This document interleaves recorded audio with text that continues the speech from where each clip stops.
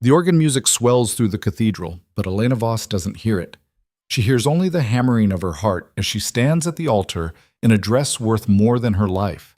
At least, more than what her life has become. The bruises on her ribs throb beneath layers of silk and lace. In 90 seconds, she'll say, "I do," to the man who put them there.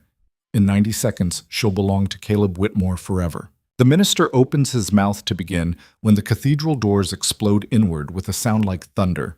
A man she never expected walks through, his voice cutting the silence like a blade. "She's not marrying you today." If you want to see how Elena escapes the nightmare that's held her captive, stay with me until the end, and when you do, hit that like button and drop a comment telling me what city you're watching from. I want to see just how far Elena's story travels. But the late afternoon sun streamed through the stained glass windows of Charleston's most prestigious cathedral, painting the white marble floors in brilliant shades of crimson and gold. It should have been beautiful.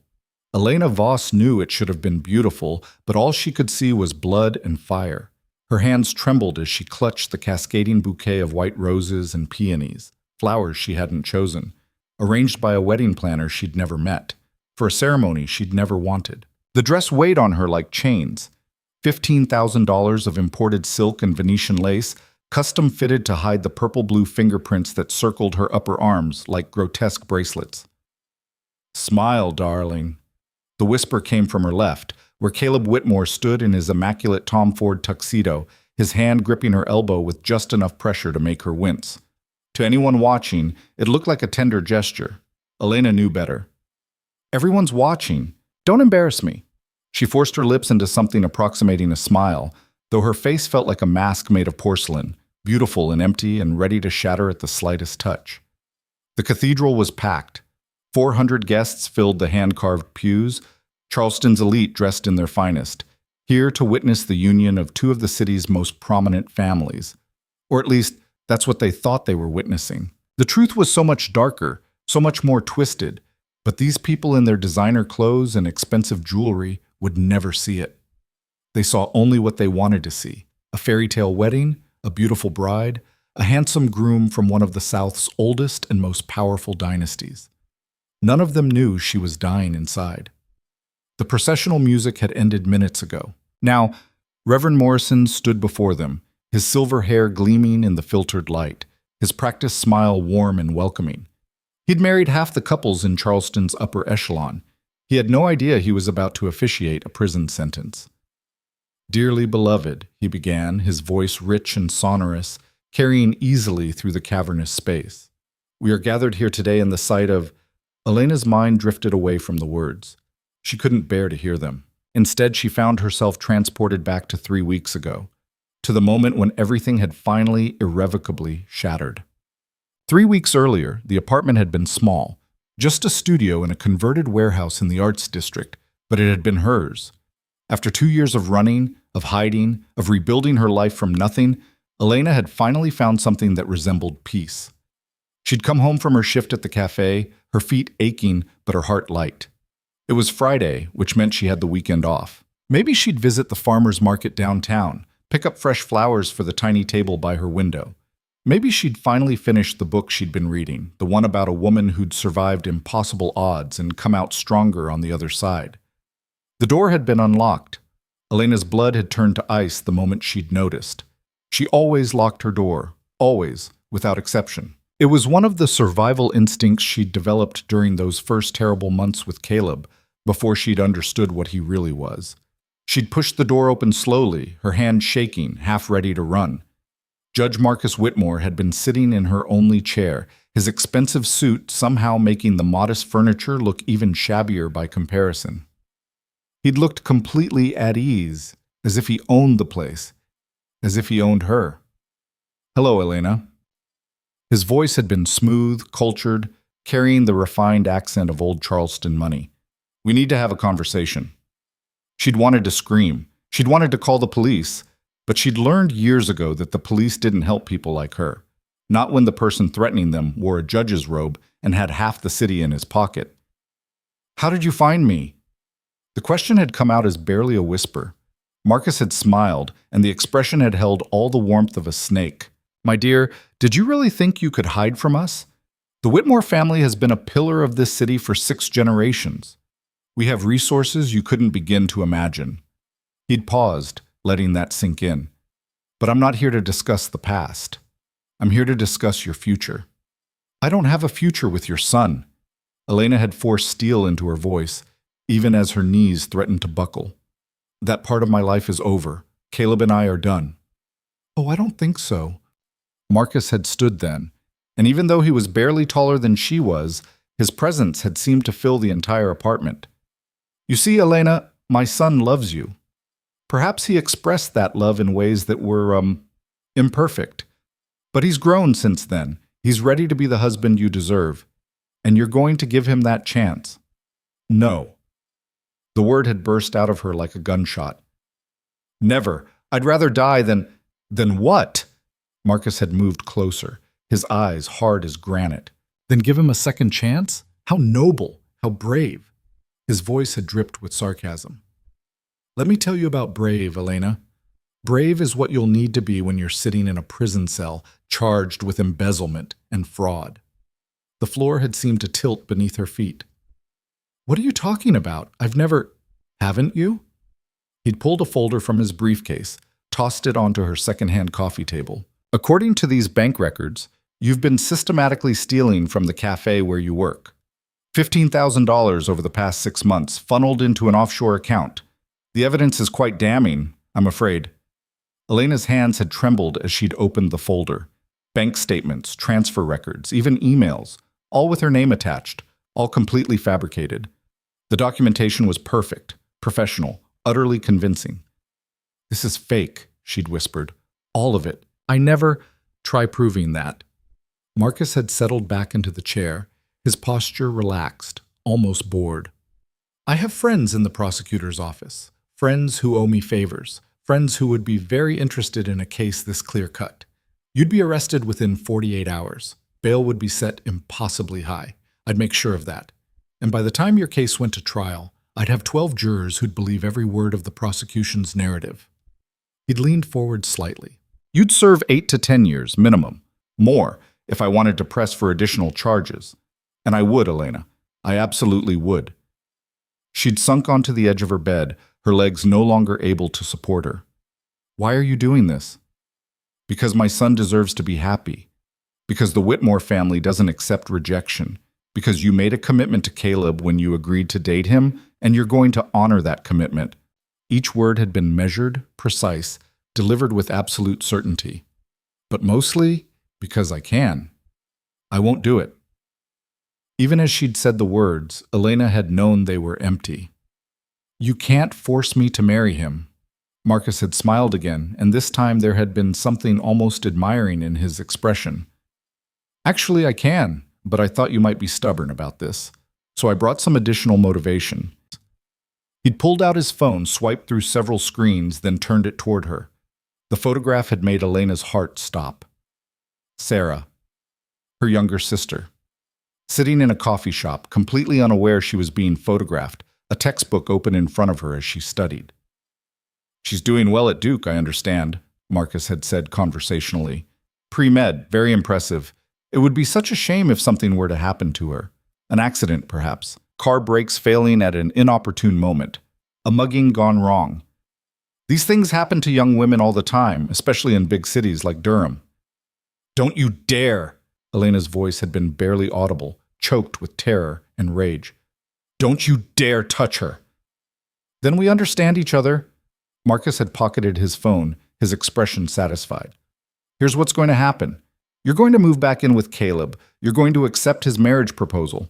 You're going to smile and play the happy fiancé for exactly 3 weeks while we plan a wedding befitting the Whitmore name. And then you're going to marry my son in front of Charleston's finest families, and you're going to make him happy for the rest of your natural life. And if I refuse? Elena had already known the answer, but she'd needed to hear him say it. Then your sister dies, and you spend the next decade in prison, and even from behind bars, I'll make sure you know every detail of how she suffered. He'd stood, smoothing his jacket. But you're not going to refuse, are you? Because despite everything, despite all your attempts to run away and start over, you're still the same frightened girl who couldn't stand up to my son. You're still weak. He'd been wrong about that. Elena wasn't weak. She'd survived things that would have broken most people. She'd escaped an abusive relationship with nothing but the clothes on her back. She'd rebuilt her entire life from scratch, worked 3 jobs to keep herself fed and housed, learned to look over her shoulder and trust no one. But she loved her sister more than she loved her own freedom, and Marcus Whitmore had known exactly which buttons to push. Yeah. If any person can show just cause why they may not be joined together, let them speak now or forever hold their peace. Reverend Morrison's words pulled Elena back to the present, to the cathedral filled with flowers and lies, to the man standing beside her whose touch made her skin crawl. No one spoke.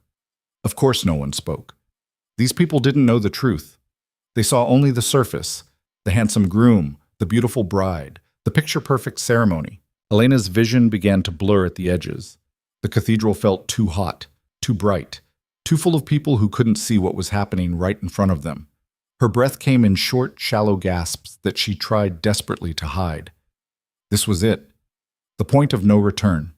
In less than 2 minutes, she would speak vows that would bind her to Caleb Whitmore forever. She would become his wife, his property, his to-do with as he pleased. And there would be no escape, not this time. Marcus had made sure of that.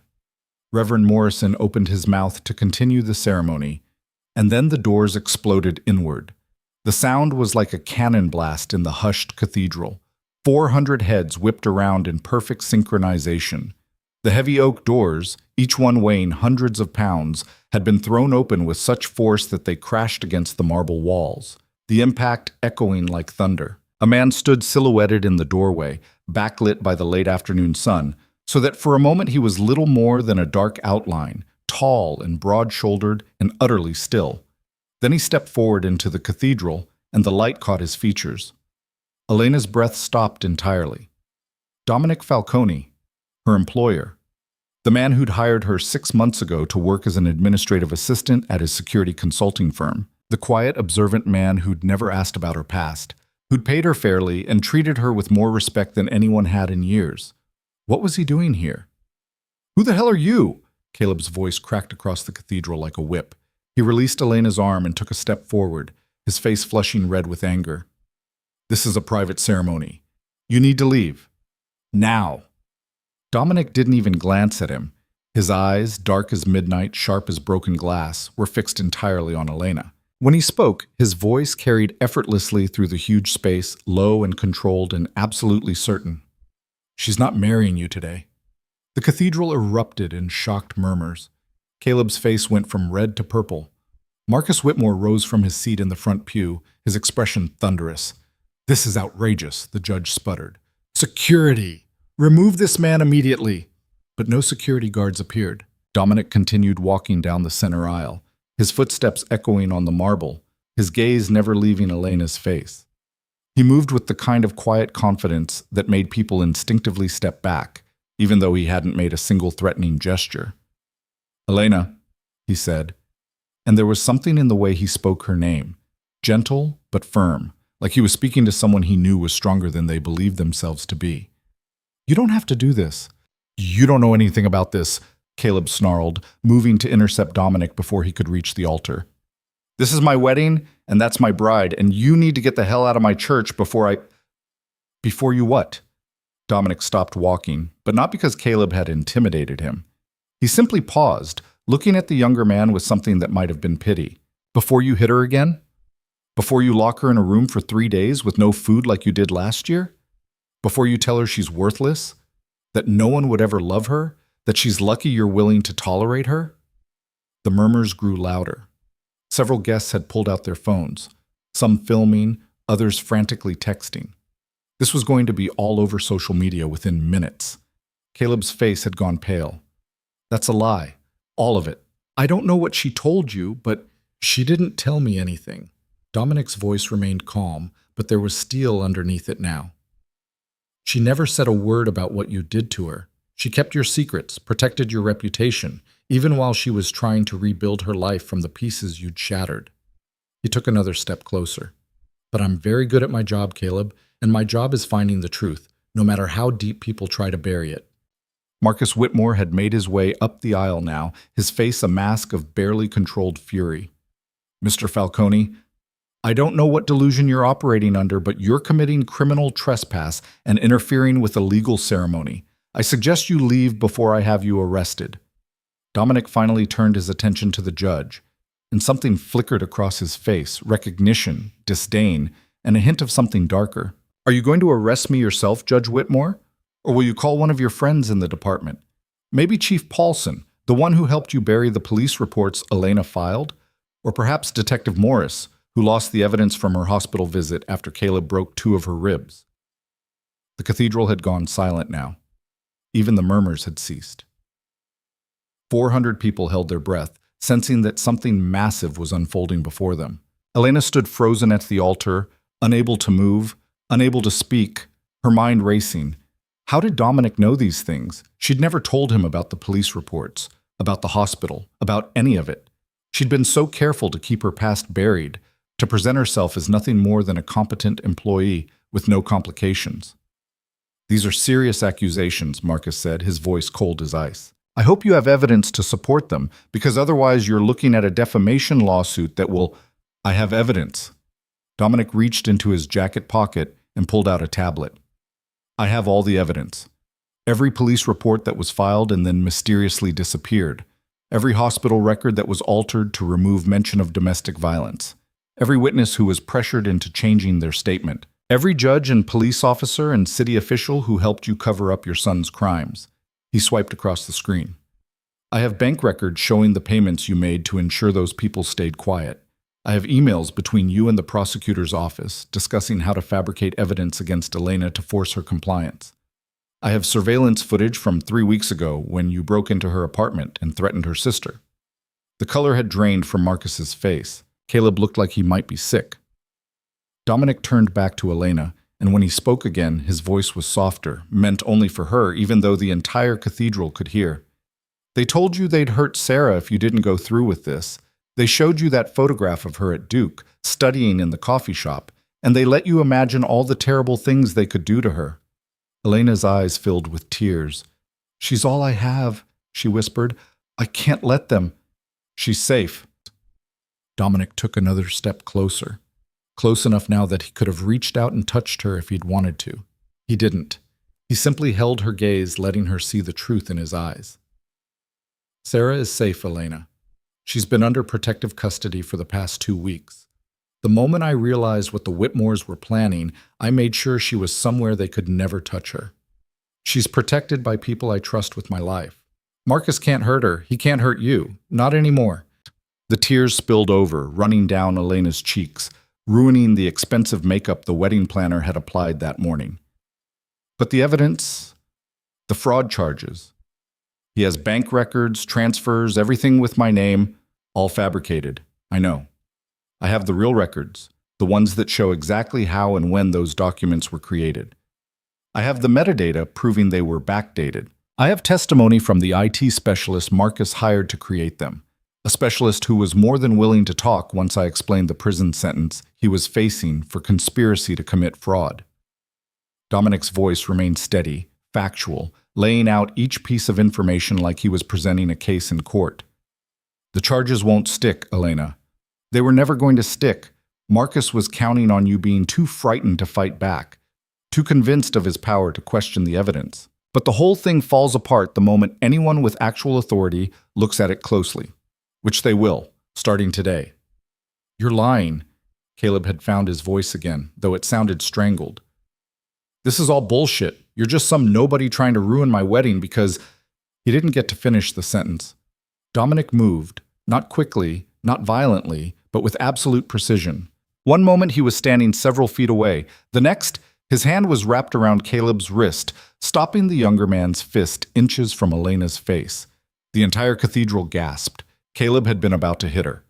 Right there, in front of 400 witnesses, in the middle of his own wedding, he'd been about to strike his bride.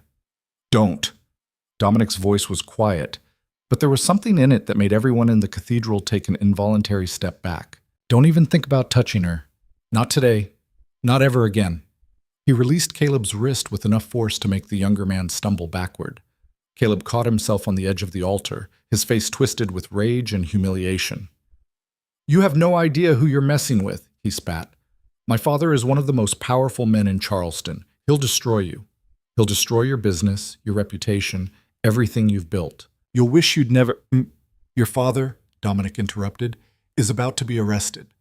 The words hung in the air like a death sentence. Marcus Whitmore laughed, actually laughed, the sound bitter and disbelieving. "On what charges? You can't possibly—" "Obstruction of justice, abuse of power, conspiracy to commit fraud, witness intimidation, conspiracy to commit kidnapping." Dominic rattled off the charges like a shopping list. "Should I continue? Because I have about 15 more, and that's just for you. Caleb's list is significantly longer." "This is insane," Marcus said, but his voice had lost some of its certainty. "You can't just waltz in here and accuse a sitting judge of—" "I'm not just accusing you. I'm presenting evidence to the FBI." Dominic glanced at his watch. "They should be receiving the full dossier right about now, along with copies sent to the State Attorney General, the Department of Justice, and several major news outlets. By tomorrow morning, every newspaper in the country will be running the story. But I imagine you'll be in custody long before then." He was right. Even as he spoke, Elena heard something in the distance. Sirens, multiple vehicles growing closer by the second. Marcus heard them too. His face went from pale to ashen. "You're bluffing. This is all a bluff. You don't have anything real. Just—" "I have everything." Dominic's voice was final, absolute.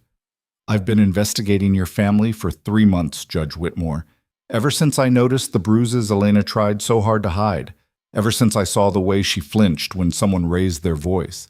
Ever since I realized that one of my employees was living in fear, and that fear had a name." He turned his attention back to Elena, and his expression softened fractionally. "I'm sorry I didn't act sooner. I wanted to be absolutely certain before I moved against them. I needed enough evidence to make sure they could never come after you again, never threaten you or Sarah or anyone else you care about. That's why I waited. That's why I let you think you were alone in this fight." His jaw tightened. "I should have told you, but I was afraid that if you knew I was building a case, you might do something desperate, or that they might find out and hurt you before I could stop them." The sirens were loud now, right outside the cathedral. Car doors slammed. Footsteps echoed in the entrance hall. FBI agents in tactical gear flooded into the church, a dozen of them spreading out with practiced efficiency. The lead agent, a stern-looking woman in her 40s with steel-gray hair pulled back in a tight bun, walked directly to where Marcus Whitmore stood, her badge held high. "Judge Marcus Whitmore, you're under arrest for obstruction of justice, abuse of power, and conspiracy to commit kidnapping. You have the right to remain silent." Marcus's face had gone completely white. He didn't resist as the agents cuffed him, didn't speak as they read him his rights. He simply stared at Dominic with an expression of pure hatred, as if he could kill the other man through force of will alone. Caleb tried to run. He made it exactly 3 steps before 2 agents grabbed him. He fought, cursing and thrashing like a child throwing a tantrum, but they had him cuffed and subdued in seconds. "Get your hands off me," he screamed. "Do you know who I am? Do you know who my father is? You can't do this." The lead agent gave him a look of utter contempt.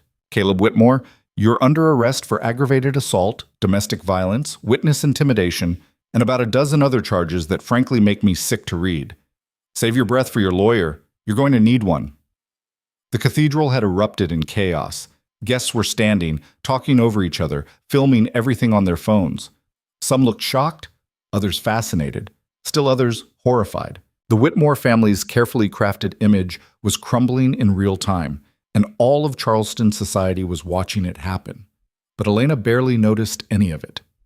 She stood at the altar in her $15,000 dress, tears streaming down her face, staring at the man who had just dismantled her entire nightmare in less than 10 minutes. Dominic moved closer, close enough that they were separated by only a few feet, close enough that she could see the concern in his dark eyes. "You're free," he said quietly. "Really free. They can't hurt you anymore. You don't have to marry him. You don't have to spend another second being afraid." Elena's knees buckled. Dominic caught her before she could fall, his hands gentle on her arms, supporting her weight without constraining her. Even in the midst of her emotional collapse, she noticed that the way he held her like something precious rather than something to be controlled. I don't understand, she managed to say through her tears. Why would you do this? Why would you risk everything to help me? I'm nobody. Just an assistant you hired 6 months ago. Why would you? Because everyone deserves to be free, Dominic said simply. Because what they did to you was wrong, and someone needed to stop them. Because you worked for me, which meant you were under my protection, whether you knew it or not. He paused and something flickered across his face. Something vulnerable, quickly hidden. And because you're not nobody, Elena. You never were. Around them, the FBI was systematically arresting members of the Whitmore family's inner circle. Business associates, lawyers, even a few city officials who'd been sitting in the pews, everyone who'd been complicit in the family's crimes, was being taken into custody. Phones were being confiscated, evidence was being collected, statements were being taken. The perfect Charleston wedding had become a crime scene. Reverend Morrison stood forgotten at the altar, his mouth opening and closing like a fish out of water, clearly having no idea how to handle this particular deviation from the ceremony. Elena pulled away from Dominic's steadying hands, standing on her own, even though her legs still felt like water. She looked at the man who would have been her husband, the man who'd broken her bones and her spirit, who'd made her believe she was worthless, who'd stolen 2 years of her life and then tried to take the rest. Caleb glared at her with pure venom as the agents led him toward the exit. "This isn't over," he snarled. "You think you've won? You think some hired thug with a vendetta changes anything? My family owns this city. We'll get out of this, and when we do, you won't." Dominic's voice cut through Caleb's threats like a knife. "The evidence I've compiled is ironclad. Federal prosecutors don't move on sitting judges unless they're absolutely certain of conviction. You're both going to prison, probably for the rest of your natural lives. And while you're there, you might want to think about all the women you hurt, all the people your family destroyed. Think about how you used your power to terrorize innocent people, and how satisfying it must have felt to control someone who couldn't fight back." He stepped closer to Caleb, his voice dropping to a near whisper that somehow still carried through the cathedral. "Elena fought back. She won. And you lost everything." The agents dragged Caleb away, still cursing, still threatening, still refusing to accept that his world had ended. Marcus went more quietly, but the hatred in his eyes as he passed was palpable. He'd built an empire over decades, wielded power that most people could only dream of, shaped the city to his will. And in less than an hour, it had all come crashing down.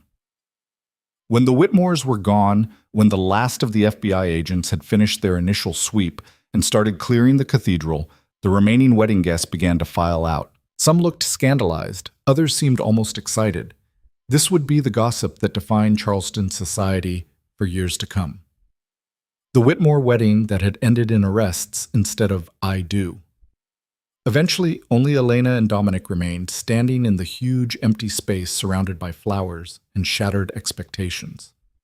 Elena looked down at her dress, the symbol of everything she'd been forced to become, the cage wrapped in silk and lace. "What's your mom?" With trembling hands, she began pulling at the buttons, desperate to get it off, to shed this final reminder of her captivity. "Let me," Dominic said quietly.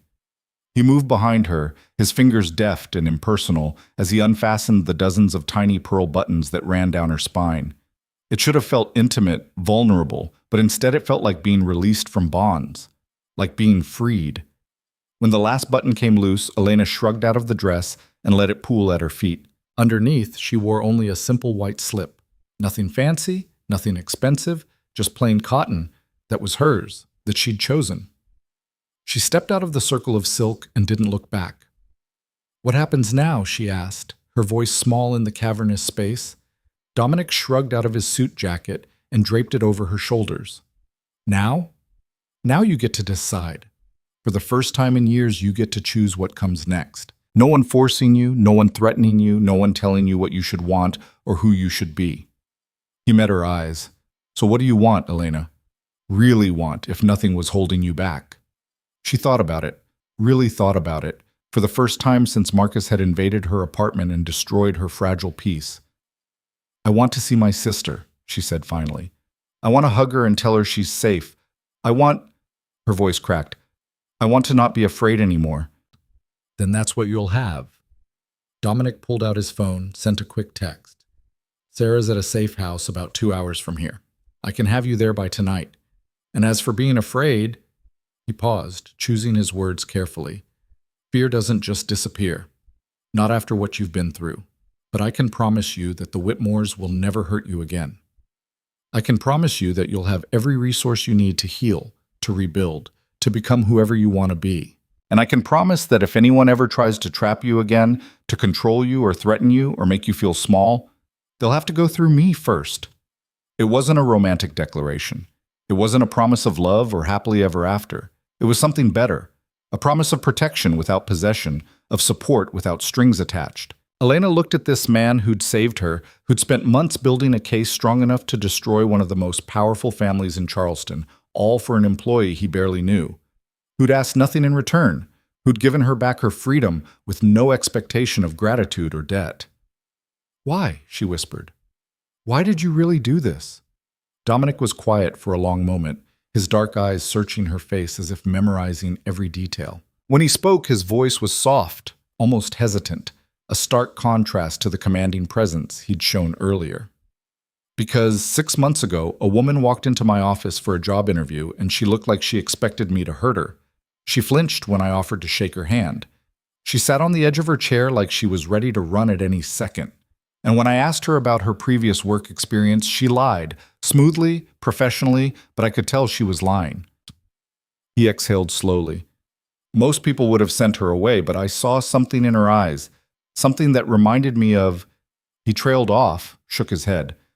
"That's not important. What matters is that I hired her anyway. And over the next few months, I watched her slowly start to believe that maybe she was safe. Maybe she could trust again. Maybe she could build a life." He met Elena's gaze directly. "And then 3 weeks ago, all that progress vanished overnight. You came to work looking terrified, and I knew someone had gotten to you. Someone had threatened you badly enough to undo months of healing in a single night. So I did what I do best. I investigated. I found the truth. And I made sure the people responsible could never hurt you again." "You could have been killed," Elena said. "Marcus has connections everywhere. He could have had you arrested on false charges, could have ruined your business, could have—" "I was very careful," Dominic assured her. "I didn't move until I had every piece of evidence verified and backed up in multiple locations. I didn't make contact with any authorities until I was certain they couldn't be corrupted. And I didn't tell you what I was doing because I needed you to act naturally, to not give the Whitmores any reason to suspect that someone was building a case against them." His expression turned regretful. "Which means I had to watch you suffer for 3 weeks, had to see you go through with wedding preparations, had to let you believe you were trapped. I hated every second of it. But if I'd tipped my hand too early, they might have hurt you or Sarah before I could stop them." Elena understood. She didn't like it, hated, actually, that he'd had to let her think she was alone, but she understood the logic. And more importantly, she understood what it had cost him to wait, to watch, to let her walk toward that altar before he could intervene. "Thank you," she said, the words feeling inadequate for the magnitude of what he'd done. "Thank you for giving me my life back."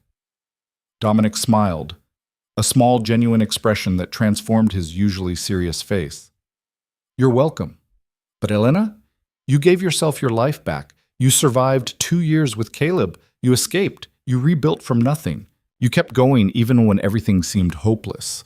All I did was remove the obstacles, the strength, the courage, the determination to keep fighting. That was all you." The cathedral doors opened again, and a woman in casual clothes entered, one of Dominic's security team members, Elena recognized. "Car's ready," the woman said quietly. "We can leave whenever you are." Elena looked around the cathedral one last time. The flowers, the candles, the perfect setup for a perfect wedding that had been nothing but a lie. Tomorrow, this would all be dismantled. The Whitmore family's empire would crumble. Caleb and Marcus would face justice, and she would be free. She turned to Dominic, still wearing his jacket over her slip, barefoot on the cold marble floor, her wedding makeup streaked with tears. She probably looked ridiculous. She'd never felt more powerful in her life. "I'm ready," she said. "Let's go see my sister." They walked out of the cathedral together, leaving the wreckage of her forced wedding behind. Outside, the sun was setting, painting the Charleston sky in shades of orange and pink and gold. It was beautiful. Elena had forgotten how beautiful the world could be when you weren't looking at it through a lens of fear. The car was waiting, a nondescript sedan with tinted windows. Elena slid into the back seat and Dominic climbed in beside her. The security team member took the driver's seat. As they pulled away from the cathedral, Elena caught a glimpse of the news vans that had already arrived, reporters setting up cameras to cover the story of Charleston's most scandalous wedding. By morning, everyone would know what the Whitmores had done. By morning, their victims would start coming forward. By morning, the city that had protected them for so long would turn against them. Justice, Elena thought, was slow sometimes, but when it finally came, it was thorough. "Sarah knows you're coming," Dominic said quietly. "I called her earlier, told her everything was going to be okay. She was relieved doesn't even begin to cover it. She's been worried sick about you for weeks." "I never told her what was happening," Elena admitted. "I didn't want her to be afraid. Didn't want her to feel like she needed to save me. She knew anyway. Sisters usually do." Dominic leaned back in his seat, his posture relaxed for the first time since Elena had known him. The tension he'd carried throughout the confrontation at the cathedral had finally eased. She wanted to come to Charleston, wanted to confront the Whitmores herself. I had to physically restrain my security team from letting her try. Despite everything, Elena smiled. That sounded like Sarah, fierce, protective, ready to fight the world for the people she loved. "She's going to have a lot of questions. I imagine she will. You don't have to answer them tonight if you're not ready." Dominic glanced at her. "You don't have to do anything you're not ready for. Not anymore." They drove in comfortable silence for a while, leaving Charleston behind, heading toward the safe house where Sarah waited. Elena watched the landscape change through the tinted windows. City giving way to suburbs, suburbs giving way to rural countryside. She'd made this drive before, fleeing Caleb 2 years ago, terrified and alone, and certain she'd never be safe again. This time was different. This time, she wasn't running. She was choosing. "What will you do now?" she asked Dominic. "After everything settles. After the trials are over. Run my business. Continue investigating cases. Try to help other people who find themselves in situations like yours." He was quiet for a moment. "What about you? What comes next for Elena Voss?" It was a question she'd been asking herself for 2 years. What came next? Who she wanted to be, what kind of life she wanted to build. "I don't know yet," she admitted, "but I think I'd like to help people too. People who are trapped like I was. People who think they have no way out." She looked at Dominic. "Maybe I could work with you on that. Officially, I mean, not just as an assistant." "I'd like that," Dominic said simply. "I think you'd be very good at it. You understand what it feels like to be powerless. That kind of empathy, that kind of insight, it's invaluable in this work." The drive took exactly 2 hours, just as Dominic had promised. When they finally pulled up to the safe house, a modest farmhouse set back from the road, surrounded by fields, Elena's heart was pounding. The front door opened before they'd even gotten out of the car. Sarah stood in the doorway, backlit by warm interior light, her face a mixture of relief and joy and lingering fear. She was 22 years old, pre-med at Duke, brilliant and brave and everything Elena had tried to protect. Elena got out of the car, still barefoot, still wearing nothing but a slip and Dominic's jacket. She walked up the path to the house, moving slowly at first, then faster, until she was running. Sarah met her halfway, and they collided in a fierce embrace, both of them crying, both of them holding on like they'd never let go. "You're okay," Sarah kept saying over and over like a prayer. "You're okay, you're safe, you're here." "I'm sorry," Elena whispered. "I'm so sorry I didn't tell you, didn't warn you, didn't—" "Shut up," Sarah said, but there was no heat in it. "Just shut up and let me hug my sister." They stood there in the fading light, holding each other. Two women who'd survived more than anyone should have to survive, who'd kept each other safe across the miles through sheer force of love. Behind them, Dominic stood by the car, giving them space, giving them privacy. When Elena finally looked back at him, she saw something in his expression. Satisfaction, yes, but also something deeper. Pride, maybe. Or relief that this particular story had ended the way it should. "Thank you," she mouthed to him. He nodded once, a small acknowledgement, then turned to speak quietly with his security team. Sarah pulled back enough to look at Elena properly, taking in the tear-streaked makeup, the expensive slip, the borrowed jacket. "So," she said, wiping her own tears away, "I hear you didn't get married today." Elena laughed, actually laughed, the sound bubbling up from somewhere deep inside, cathartic and genuine. No, I definitely didn't get married today." "Good," Sarah said fiercely, "because I was going to have some very strong words for you if you had." They went inside together, arms around each other, and for the first time in 3 weeks, for the first time in 2 years, really, Elena felt like she could breathe. The farmhouse was cozy, warm, with a fire burning in the living room fireplace and the smell of something cooking in the kitchen. Dominic's security team had clearly been taking care of Sarah well. She looked healthy, rested, nothing like the frightened girl from the photograph Marcus had shown Elena. Over dinner, a simple meal of pasta and salad that tasted better than anything Elena had eaten in weeks, Sarah demanded the whole story. Elena told her everything, from Marcus breaking into her apartment to the moment Dominic had burst through the cathedral doors. Sarah listened without interrupting, her expression cycling through horror and rage and finally fierce satisfaction. "I can't believe you were going to go through with it," she said when Elena had finished. "I can't believe you were going to sacrifice yourself like that." "I couldn't let him hurt you," Elena said simply. "You're all I have, Sarah. You're everything. And you're everything to me, which is exactly why I would have burned that entire family to the ground if they'd touched you." Sarah's eyes flashed with protective fury. "But I'm glad Dominic got there first. His way was probably more legal." Dominic, who'd been sitting quietly at the other end of the table, smiled at that. "Only slightly more legal." They talked late into the night, about the case, about what would happen next, about the trials and the media coverage and the slow process of justice. Dominic explained that the FBI had been looking for a reason to investigate Marcus Whitmore for years, but they'd never been able to gather enough evidence. His dossier had given them everything they needed to move forward with confidence. "The charges will stick," he assured them. "Both Caleb and Marcus are looking at decades in prison. Their assets will be frozen, their business empire dismantled. Everyone they've hurt, everyone they've threatened and silenced, they'll finally have the opportunity to come forward without fear." "And Elena?" Sarah asked. "What about the fabricated fraud charges?" "Already dismissed. The prosecutor took one look at the metadata showing when those documents were created and threatened to add more charges against Marcus for attempting to manipulate the justice system." Dominic's expression was grim. "There won't be any legal repercussions for Elena. She's completely clear." Elena felt a weight lift from her chest that she hadn't even fully realized was there. Clear. She was clear.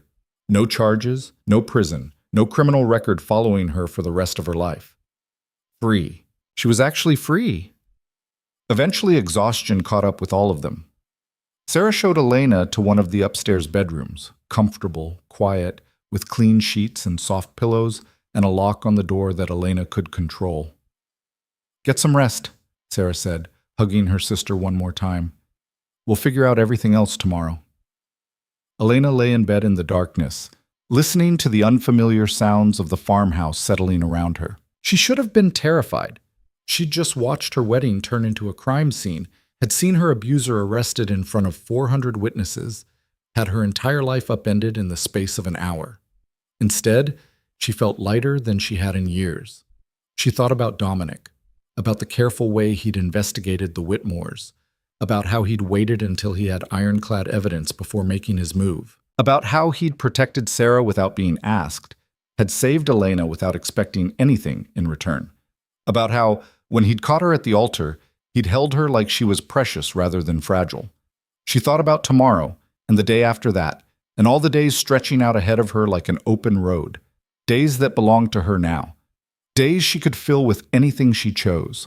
For the first time in longer than she could remember, the future didn't look like a threat. It looked like a promise. Elena woke to sunlight streaming through unfamiliar windows and the smell of coffee drifting up from downstairs. For a disorienting moment, she couldn't remember where she was. Then the events of yesterday came flooding back in vivid detail. The cathedral, the arrests, Dominic's quiet promise that she was free. She sat up slowly, her body aching in ways that had nothing to do with physical injury. It was the exhaustion that came after surviving something terrible, the bone-deep weariness of finally being able to stop running and let herself feel everything she'd been holding back. The clock on the nightstand read 9:47 a.m. Elena couldn't remember the last time she'd slept past dawn. During her time with Caleb, he demanded she be awake by 6 to prepare his breakfast. After she'd escaped, she'd worked multiple jobs that required early shifts. Sleep had become something she grabbed in short bursts, always with one ear listening for danger. But last night, she'd slept through until morning, deeply, dreamlessly, without waking once. She found clothes laid out at the foot of the bed, simple jeans and a soft cotton sweater, along with fresh underwear still in the package and a pair of sneakers that looked about her size. Sarah's doing, probably, or maybe Dominic's security team. The thoughtfulness of it made her throat tight. Downstairs, she found Sarah and Dominic sitting at the kitchen table, laptops open, deep in conversation. They looked up when she entered, and Sarah's face split into a relieved smile. "There she is," her sister said, getting up to pour Elena a cup of coffee. "I was about to come check on you. How'd you sleep?" "Better than I have in years." Elena accepted the coffee gratefully, wrapping her hands around the warm mug. "What are you two working on?" "Damage control," Dominic said, turning his laptop so she could see the screen. It showed a news article with a headline that made her heart skip. "Charleston judge arrested at son's wedding in shocking FBI raid." Elena sank into a chair, her legs suddenly unsteady. "It's everywhere, isn't it?" "Every major news outlet in the country," Sarah confirmed.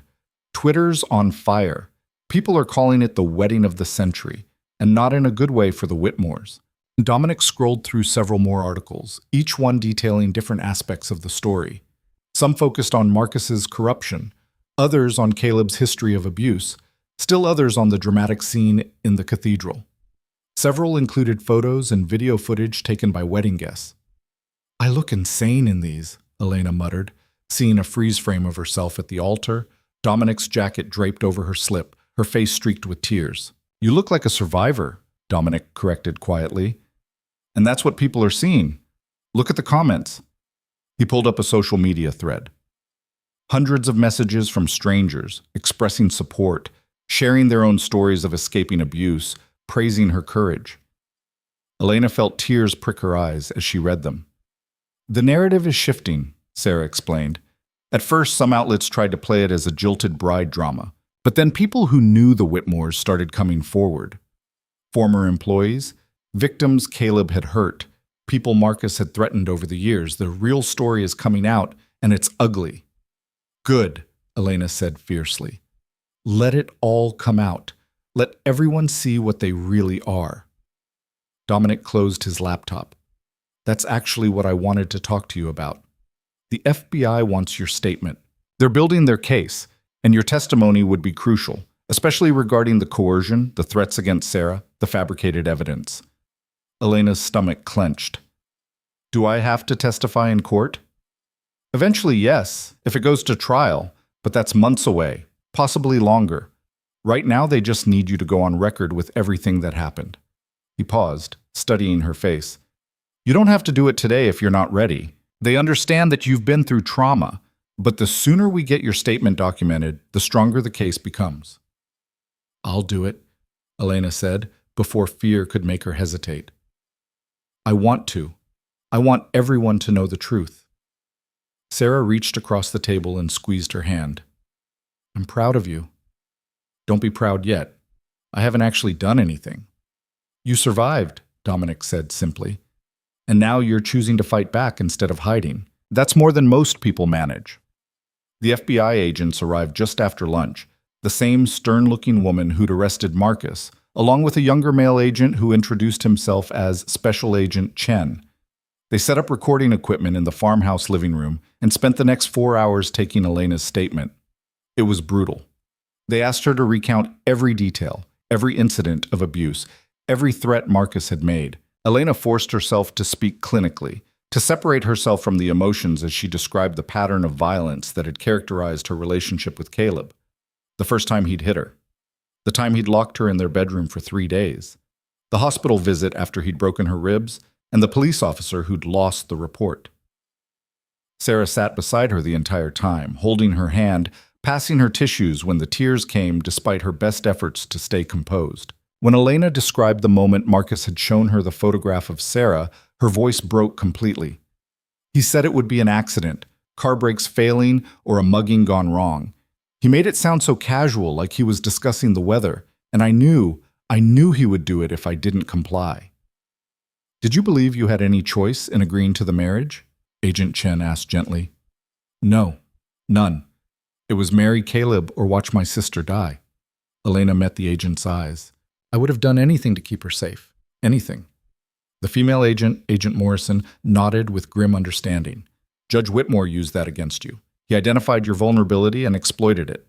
That's textbook coercive control. After they'd covered the threats and coercion, the agents moved on to questions about Marcus's network of corruption. Elena told them everything she'd observed during her 2 years with Caleb.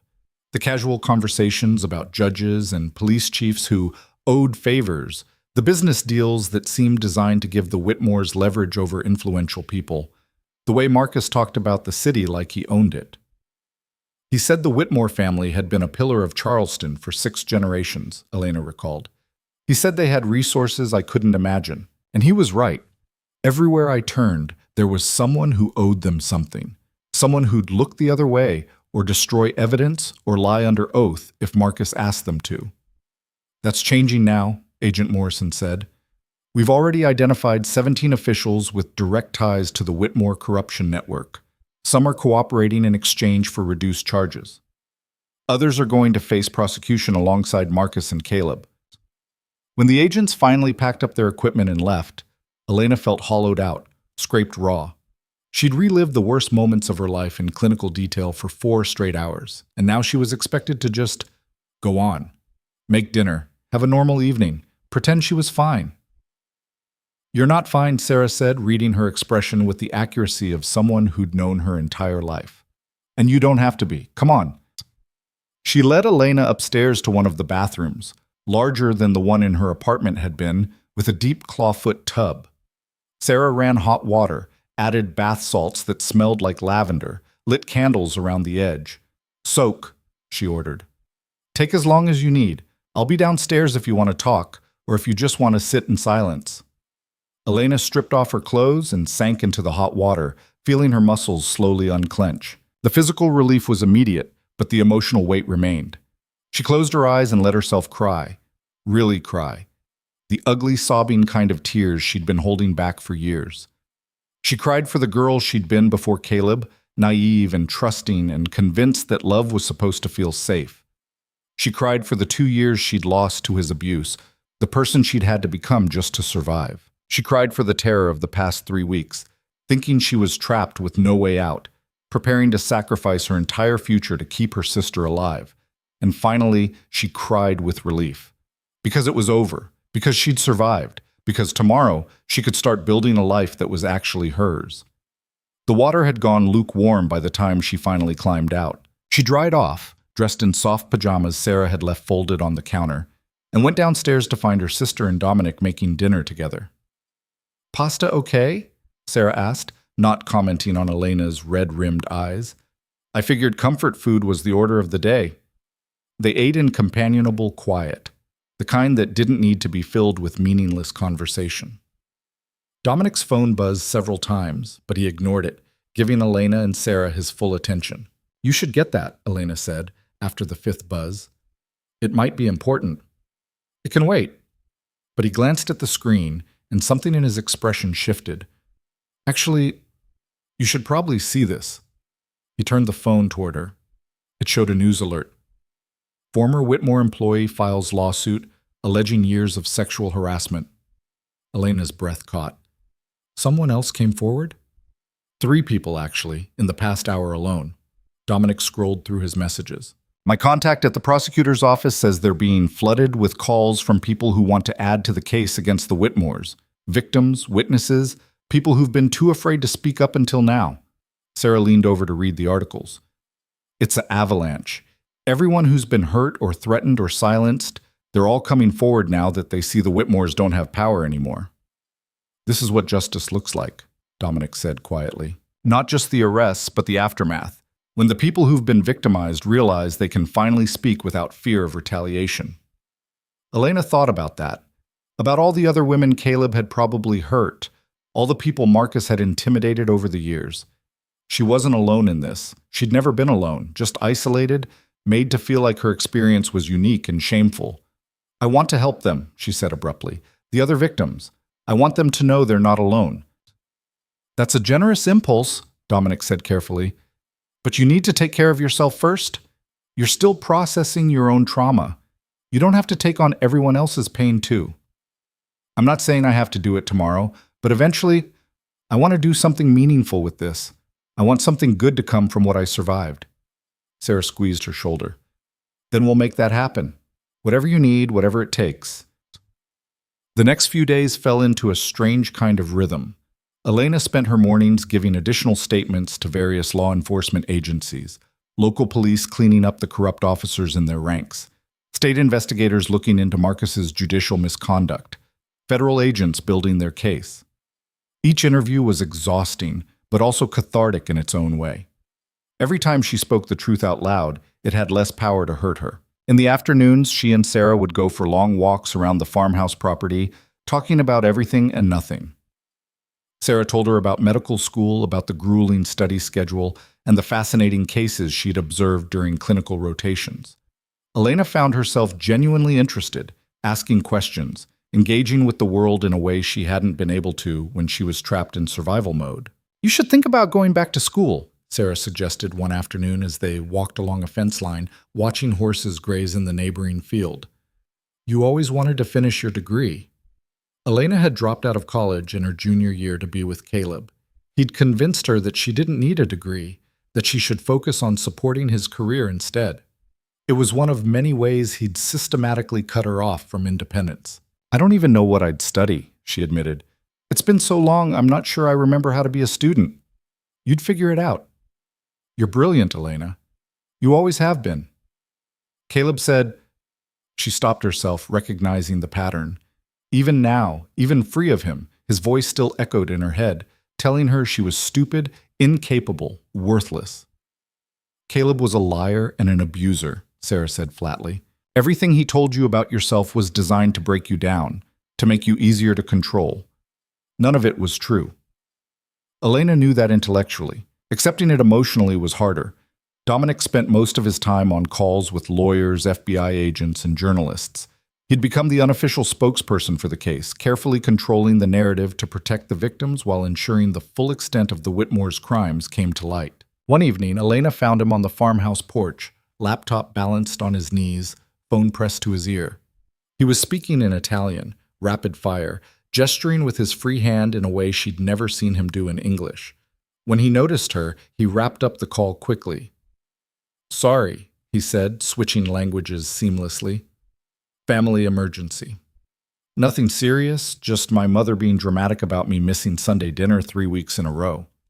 Elena sat in the chair beside him. You have family in Italy? My parents retired there about 5 years ago. Little village in Tuscany, exactly the kind of place tourists dream about, and locals complain is too quiet. He smiled slightly. They keep threatening to drag me back for extended visits, but my work doesn't really allow for that. What did you tell them about why you're here? The truth. That I was helping someone escape a dangerous situation. Dominic closed his laptop, giving her his full attention. My mother wanted your number so she could call and tell you that any man who hits a woman should have his hands removed. She's very direct. Despite everything, Elena laughed. I think I'd like your mother. She'd like you too. She has strong opinions about people who survive difficult circumstances and come out fighting. There was something in his tone, a hint of personal history that Elena wanted to explore. But before she could ask, his phone buzzed again, this time with a message that made his expression darken. What is it? Marcus's lawyers just filed a motion claiming the search of his home was illegal. They're trying to get all the evidence thrown out on a technicality. Elena's blood ran cold. Can they do that? Can they actually? They can try. They won't succeed. Dominic's voice was hard, certain. I was very careful about how we obtained every piece of evidence. Everything was done by the book, with proper warrants and oversight. This is just a desperate move by expensive lawyers who know their clients are guilty but are obligated to mount some kind of defense. But what if Elena? He turned to face her fully, his dark eyes serious. I understand that you're afraid. After everything the Whitmores have done, after watching them manipulate the system for so long, it's natural to worry that they'll find some way to escape consequences. But this time is different. The FBI doesn't move on cases like this unless they're absolutely certain of conviction. Federal prosecutors have a 93% conviction rate because they only bring charges when the evidence is overwhelming. Marcus and Caleb are going to prison. That's not a hope or a wish. It's a certainty. Elena wanted to believe him. She was trying to believe him, but the fear was still there, a cold knot in her chest that whispered, what if? How do you do this? She asked. How do you stay so calm, so certain when you're dealing with people who have this much power? Dominic was quiet for a moment, considering his answer. Because I've seen what happens when people like the Whitmores are finally held accountable. I've watched empires crumble, watched powerful men get led away in handcuffs, watched justice prevail even when it seemed impossible. It doesn't happen every time. I won't lie to you about that. Sometimes the powerful do escape consequences. But when you do the work properly, when you build an airtight case and don't cut corners, the odds shift dramatically in favor of justice. Is that what you do? Elena asked. Build cases against powerful people who think they're untouchable? Among other things, my company handles corporate security, executive protection, private investigations. But the cases I take personally, the ones I invest my own time in, those tend to involve power imbalances. People being victimized by those with more money, more influence, more ability to manipulate the system. He paused. I'm good at leveling the playing field. Why? What made you decide to do this kind of work? She saw something flicker across his face. Pain, quickly masked. Personal experience? Someone I cared about was hurt by people who thought they were above the law. I was too young, too powerless to stop it at the time, so I made myself into someone who could stop it from happening to others. Elena understood that motivation all too well. The desire to transform your own suffering into something that could help prevent others from experiencing the same pain. Did you get justice? For the person who was hurt? Eventually, it took 15 years, but yes. His jaw tightened. It was too late to save her, but at least the men responsible finally paid for what they'd done. Her, someone he'd cared about, someone who'd been victimized by powerful men. Elena wondered about the story behind those carefully chosen words, but she didn't push. Everyone had wounds they weren't ready to share. They sat in comfortable silence as the sun set, painting the sky in shades of orange and purple. The farmhouse was peaceful, isolated enough that the only sounds were crickets and the distant lowing of cattle from the neighboring property. I should get back to work, Dominic said eventually, though he didn't move. The lawyers need me to review some documents before tomorrow's hearing. Dominic? Elena waited until he looked at her. Thank you. Not just for saving me, but for this. For letting me process everything at my own pace. For not expecting me to bounce back immediately like nothing happened. You don't need to thank me for basic human decency. In my experience, basic human decency is rarer than it should be. He studied her for a long moment, and Elena had the strange sense that he was seeing past all her defenses, right down to the broken places she tried so hard to hide. You're stronger than you think, Elena. You've survived things that would have destroyed most people. Give yourself credit for that. After he went back inside, Elena stayed on the porch, wrapped in a blanket, thinking about strength and survival and what came next. She'd spent so long just trying to get through each day that she'd forgotten to think about actually living, about building a life instead of just enduring one. The door opened again, and Sarah emerged with 2 mugs of hot chocolate. Thought you might want company. They sat together, sisters who'd protected each other in different ways, sipping chocolate and watching stars emerge in the darkening sky. I looked him up, Sarah said abruptly. Dominic. After you fell asleep last night. Elena turned to her, surprised. And? And he's kind of famous in certain circles. There are articles about cases he's solved, people he's helped. Apparently he specializes in taking down corrupt officials and corporate criminals. Sarah paused. There's also very little personal information available. No social media, no public records beyond basic business filings. It's like he's deliberately staying off the grid. That makes sense, given what he does. Maybe. Or maybe there's something in his past he doesn't want people finding. Sarah held up a hand before Elena could protest. I'm not saying he's dangerous or that you shouldn't trust him. The man literally saved your life and asked for nothing in return. But it's interesting, don't you think? This incredibly capable person with extensive resources and a mysterious past who just happens to be in the right place at the right time to rescue you. Elena had wondered the same thing late at night when sleep wouldn't come. He told me someone he cared about was hurt by powerful men, that it took 15 years to get justice for her. Her, Sarah repeated thoughtfully. So this is personal for him. He's not just some white knight who saves random damsels in distress. He's someone who understands what it's like to watch someone you love be victimized and feel powerless to stop it. Does that matter? He still helped me. He still destroyed the people who were threatening us. It matters because it explains why he'd invest so much time and resources into investigating the Whitmores. Most employers wouldn't notice if an assistant had bruises, wouldn't care enough to dig into their personal life. Sarah met Elena's eyes. He saw you being hurt, and it triggered something in him. Something that made him determined to stop it, no matter what it cost. Elena thought about the way Dominic had looked at her in the cathedral, the careful way he'd held her when she'd nearly collapsed, the gentle firmness in his voice when he'd told her she was free. There was definitely something personal driving him, some old wound that her situation had reopened. I'm not saying this to make you suspicious of him, Sarah clarified. I'm saying it because I think he might need saving too, in his own way. And maybe helping you is part of how he saves himself.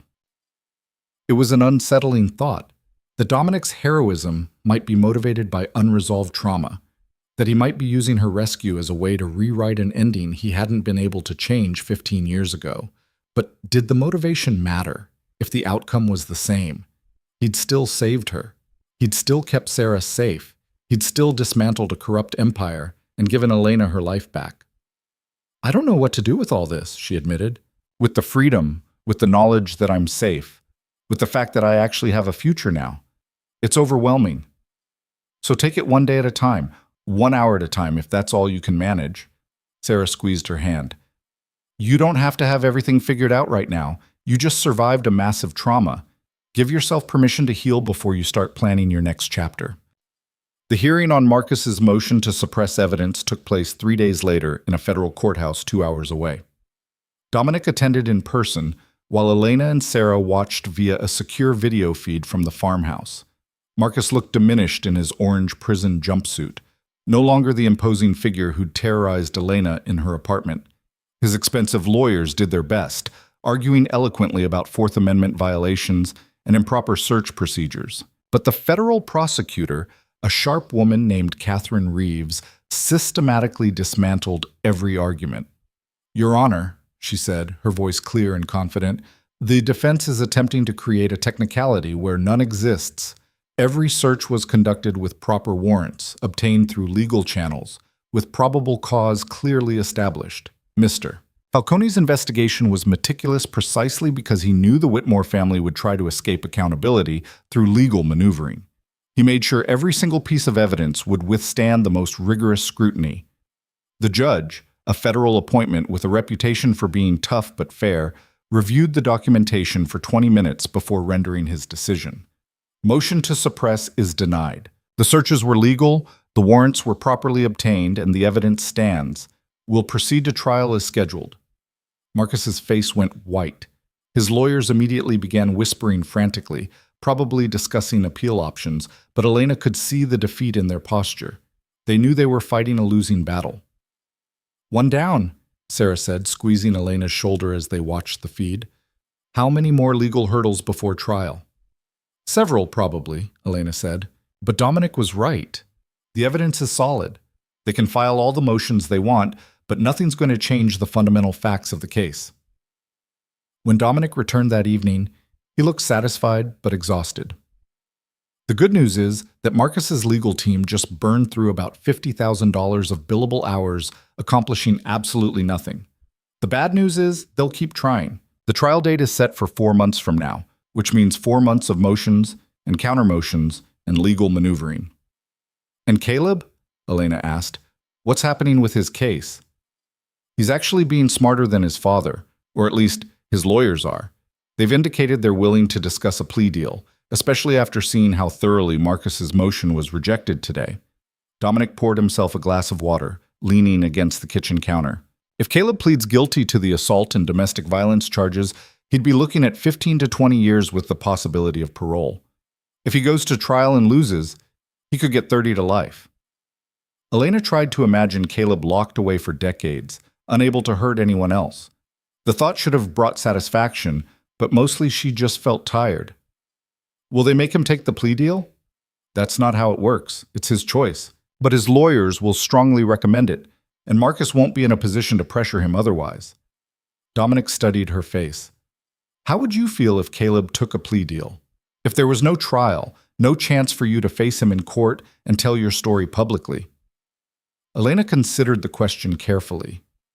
Part of her wanted that confrontation, wanted to look Caleb in the eye and make him hear everything he'd done to her. But another part, the part that just wanted to move on and start healing, was relieved at the thought of avoiding a trial.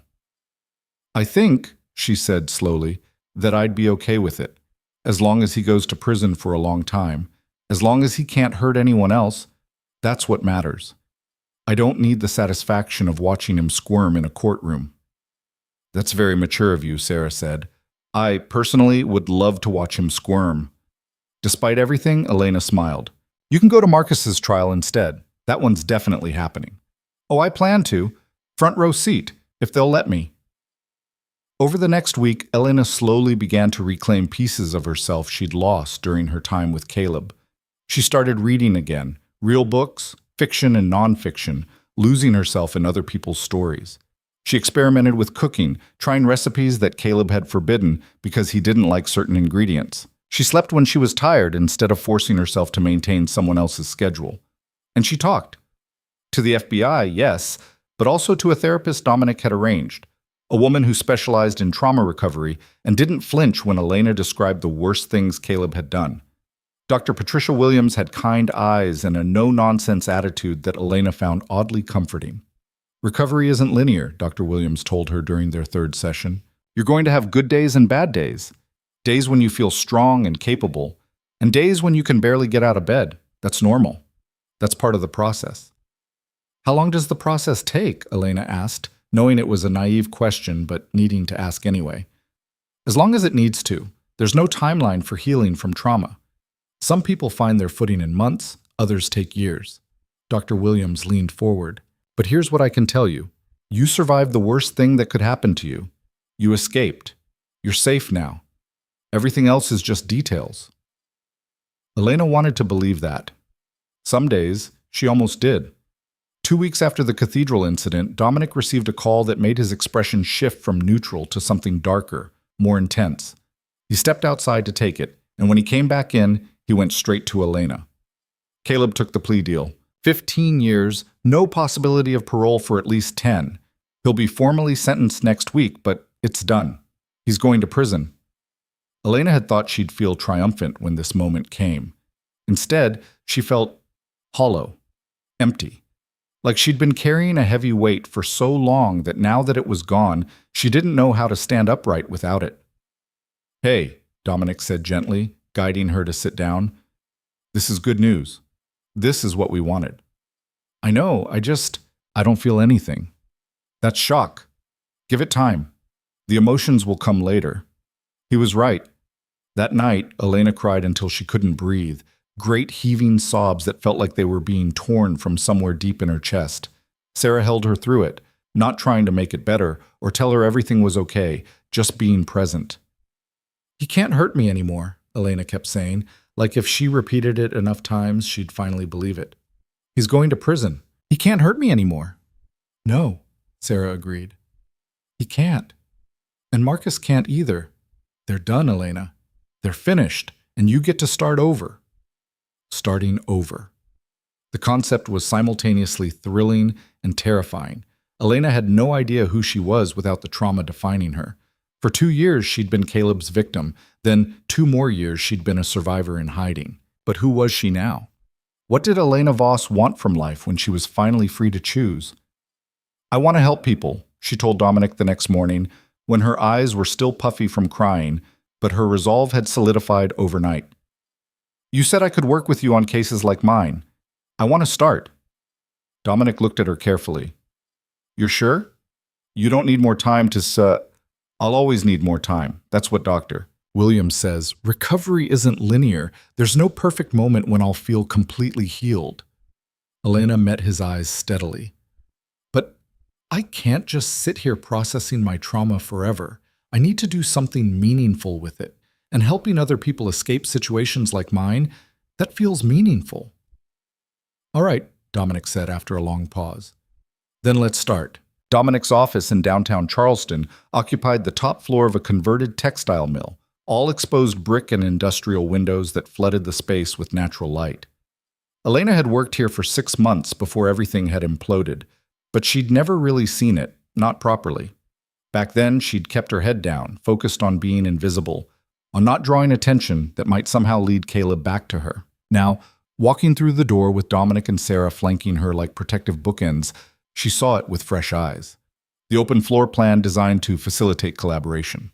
The private conference rooms with soundproof glass for sensitive conversations. The wall of screens in the operations center where Dominic's team monitored ongoing investigations.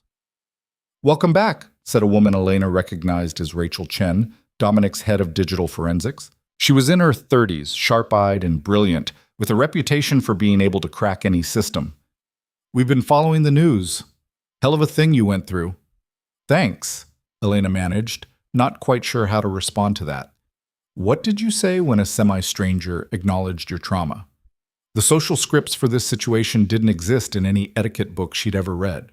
"Rachel's going to be working with you on the technical aspects of case building," Dominic explained, guiding Elena toward one of the conference rooms. "Digital evidence collection, tracking financial records, building timelines from electronic communications. She's the best in the business." Rachel grinned. "He has to say that because I know all his passwords." The team Dominic had assembled was small but formidable. Besides Rachel, there was Marcus Webb, no relation to Judge Whitmore, he'd clarified with grim humor, a former FBI agent who now handled field investigations.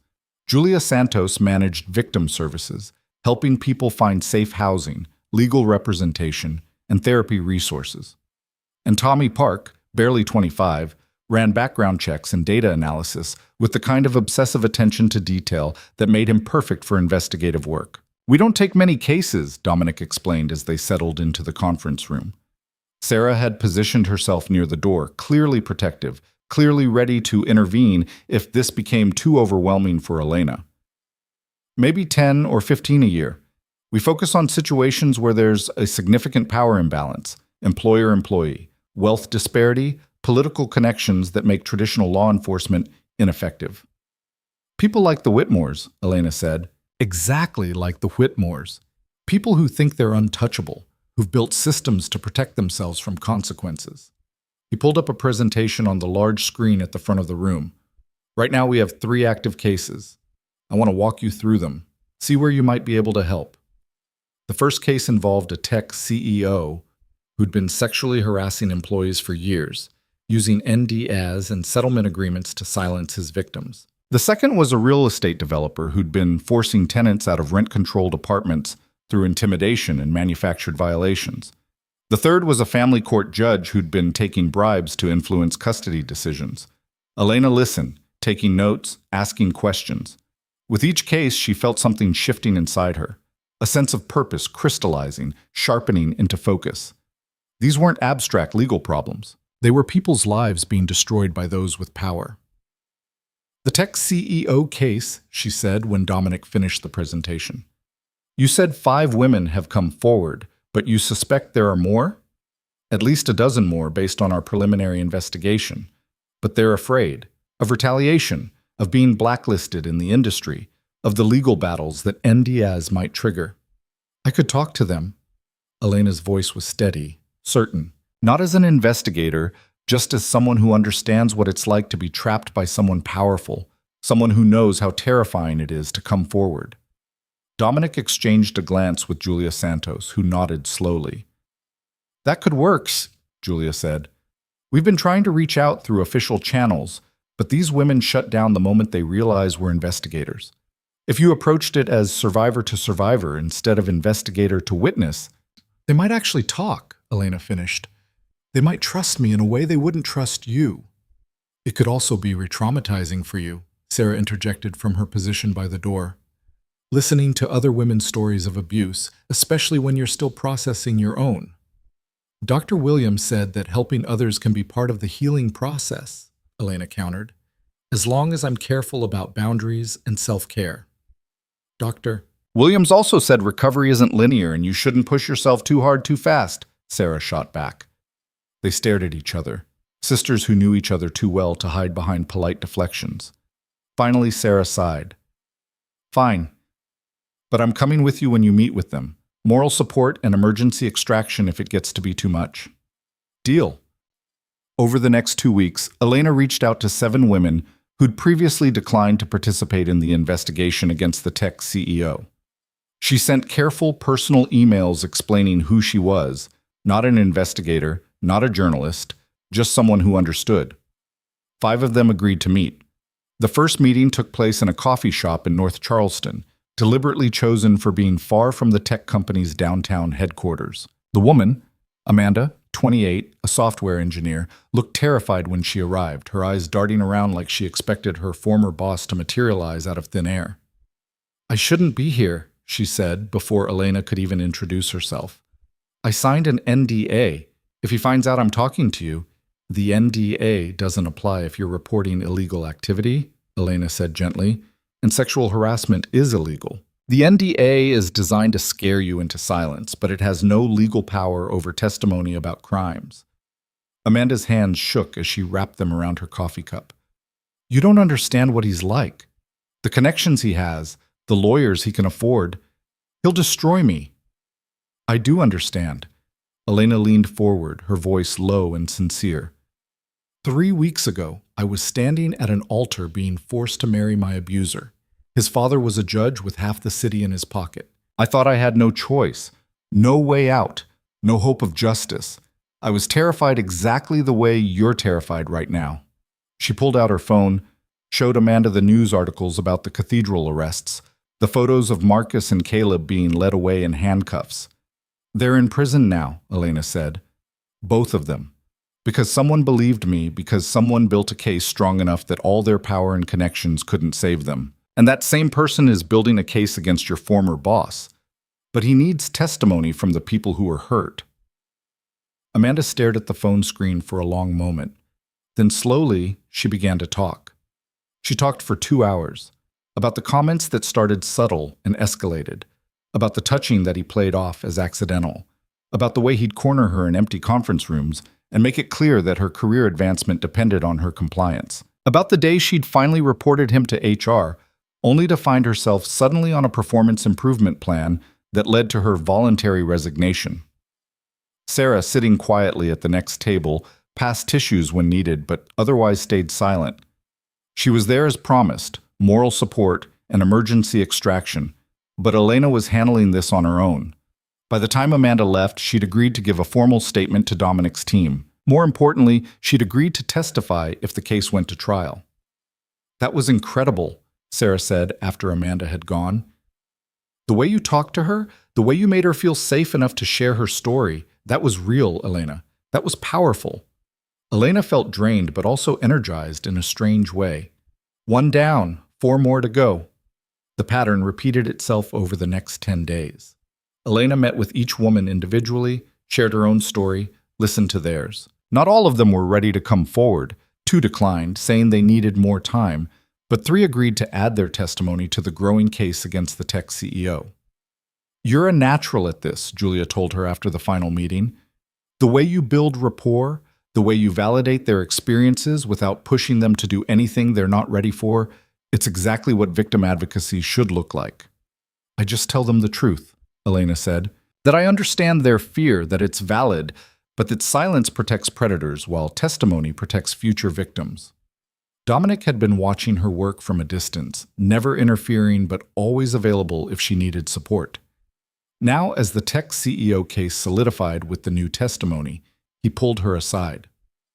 I have something to tell you, he said, his expression serious. Marcus's trial date has been moved up. The prosecution wants to fast-track it while public attention is still focused on the case. Elena's stomach clenched. How soon? 6 weeks, and they want you to testify. She'd known this was coming, had been preparing for it with Dr. Williams, but the reality still hit like a physical blow. What would I have to say? The truth, what Marcus threatened you with, how he coerced you into agreeing to marry Caleb, the way he fabricated evidence and manipulated the system. Dominic paused. You don't have to do it if you're not ready. The prosecution has a strong case without your testimony, but having you on the stand telling your story in your own words, it would be powerful. Elena thought about all the women she'd convinced to come forward in the tech CEO case. She told them that testimony protects future victims, that silence protects predators. How could she ask them to be brave if she wasn't willing to do the same? I'll do it, she said. I'll testify. The next 6 weeks passed in a blur of preparation. The prosecutor, Catherine Reeves, met with Elena multiple times to walk her through what to expect, how the defense would try to discredit her, how they'd attempt to paint her as a jilted lover seeking revenge, how they'd question her credibility, her memory, her motives. They're going to make you uncomfortable, Catherine warned. That's their job. They're going to ask invasive questions about your relationship with Caleb, about why you didn't leave sooner, about why you didn't report the abuse to better authorities. They're going to try to make the jury believe that you're lying or exaggerating. How do I handle that? Elena asked. You tell the truth. You stay calm. You don't get defensive or emotional. That's what they want, because then they can claim you're unstable. Catherine's expression was sympathetic but firm. I know it's asking a lot, but juries respond to credibility, and the best way to maintain credibility is to be honest and composed even when you're being attacked. Elena practiced with Dr. Williams, running through mock cross-examinations until she could answer the most invasive questions without flinching. She practiced with Sarah, who played an aggressive defense attorney with disturbing accuracy. She even practiced alone in her room at the farmhouse, standing in front of a mirror and forcing herself to speak clearly about the worst moments of her life. You're going to be amazing, Dominic told her the night before the trial began. They were back at his office reviewing her testimony one final time. You're strong enough for this. I don't feel strong. I feel terrified. Strong and terrified aren't mutually exclusive. Some of the bravest things people do happen when they're absolutely terrified, but do it anyway.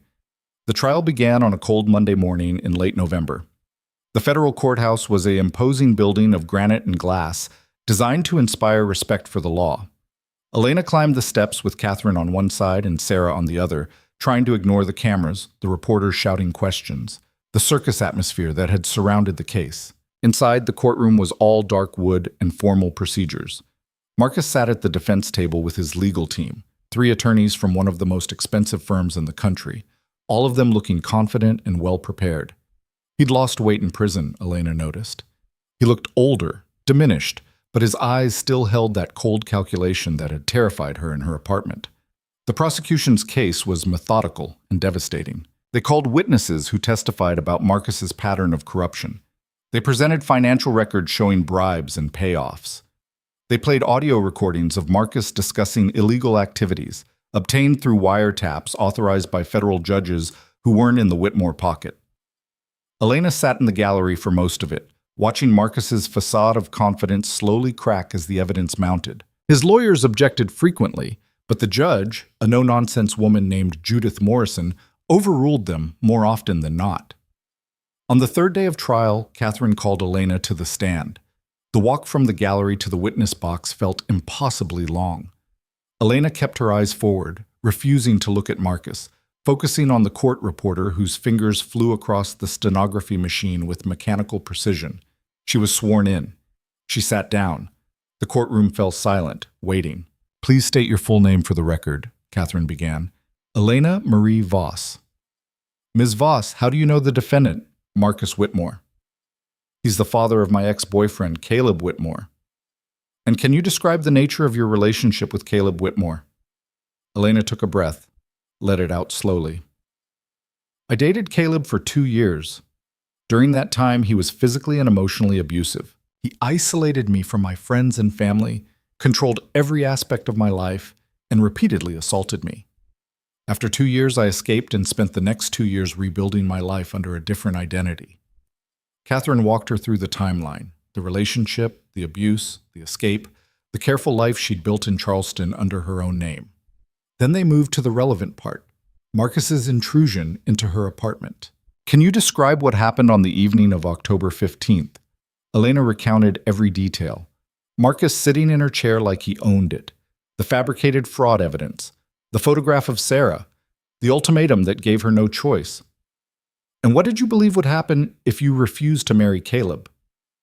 I believed my sister would be killed, and I believed I would be sent to prison on false charges. Elena's voice was steady, factual, showing none of the terror she'd felt in that moment. Marcus made it very clear that he had the power to make both those things happen, and that he would do it without hesitation. Catherine entered the fabricated bank documents into evidence, along with the metadata Rachel had uncovered showing exactly when and how they'd been created. Then she brought up the photograph of Sarah. Where did this photograph come from? Marcus showed it to me on his phone. It was taken without Sarah's knowledge while she was studying at Duke University. He told me it would be easy to arrange an accident, car brakes failing, a mugging gone wrong. He described in detail how he could hurt her, and made sure I understood that he would if I didn't comply. The jury was leaning forward now, completely focused. Several of them looked horrified. Catherine took Elena through the rest of it, the 3 weeks of forced wedding planning, the ceremony itself, Dominic's intervention. Then she turned to the defense table. Ms. Voss, the defense is going to suggest that you're lying about these events, that you're a scorned ex-girlfriend seeking revenge against the Whitmore family. What would you say to that? I'd say that I have nothing to gain from lying. I didn't want any of this attention. I didn't want to relive the worst moments of my life in front of a courtroom full of strangers. I came forward because Marcus Whitmore used his power and position to terrorize me and threaten my sister's life. He needs to face consequences for that. Thank you, Ms. Voss. No further questions. The judge called for a brief recess before cross-examination. Elena stayed in the witness box, gripping the armrest to keep her hands from shaking. This was the hard part. This was where Marcus's lawyers would try to tear her apart. The lead defense attorney was a man named Harrison Blackwell, late 50s, with silver hair and the kind of expensive suit that whispered power. He approached the witness stand with a sympathetic expression that Elena immediately distrusted. Ms. Voss, I know this must be difficult for you, he began, his voice gentle. Testifying about such personal matters. I'll try to keep this as brief as possible. Elena said nothing. Catherine had warned her that the friendly approach was often a trap. You testified that you were in a relationship with Caleb Whitmore for 2 years.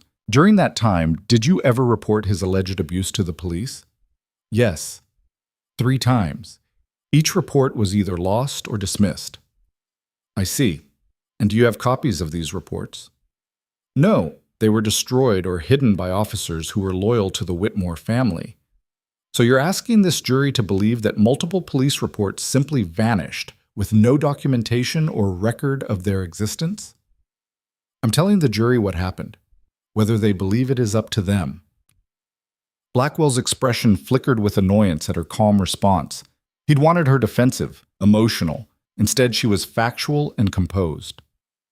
Ms. Voss, you also testified that you escaped this allegedly abusive relationship and rebuilt your life in Charleston. Yet you chose to work for Dominic Falcone, a man who just happened to be investigating the Whitmore family. Isn't that quite a coincidence? Mr. Falcone wasn't investigating the Whitmores when he hired me. He only began that investigation after he noticed signs that I was in danger. Signs that you were in danger.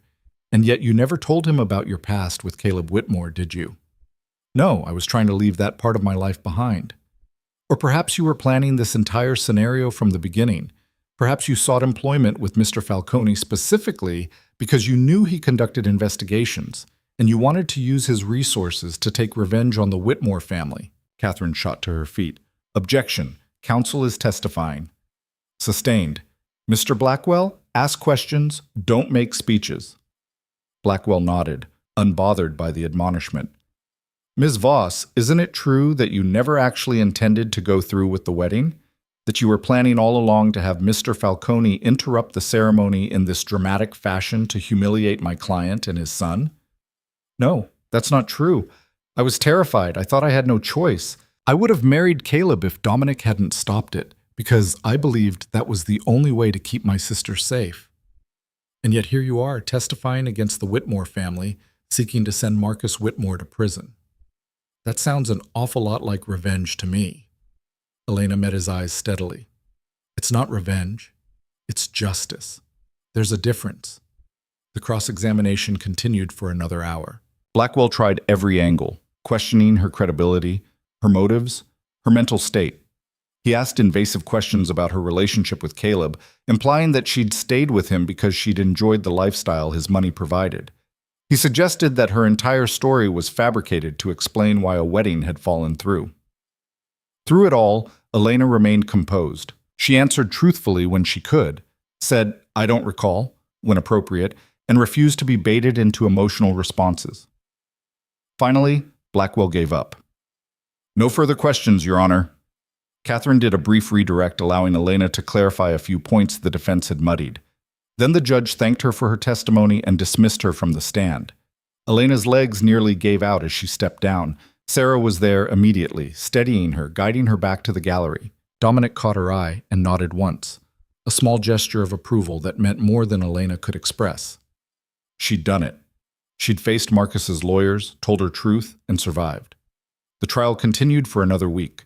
The defense put on their case, calling character witnesses who testified about Marcus's years of public service, his charitable donations, his reputation as a fair and honest judge. But Catherine systematically dismantled each witness, showing how Marcus had used his position and wealth to create a facade of respectability while committing crimes behind the scenes.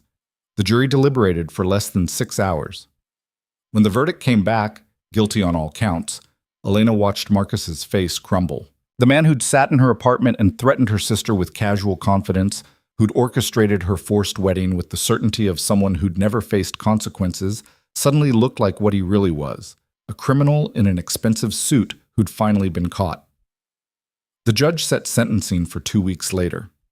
Catherine predicted 25 to 30 years, given the severity of the charges and Marcus's complete lack of remorse. Outside the courthouse, reporters swarmed them. Elena let Catherine handle most of the questions, but when one reporter asked directly how she felt about the verdict, she stepped forward. "I feel like justice was served, not just for me, but for every person the Whitmore family hurt over the years. Power and money don't put you above the law. Today proved that."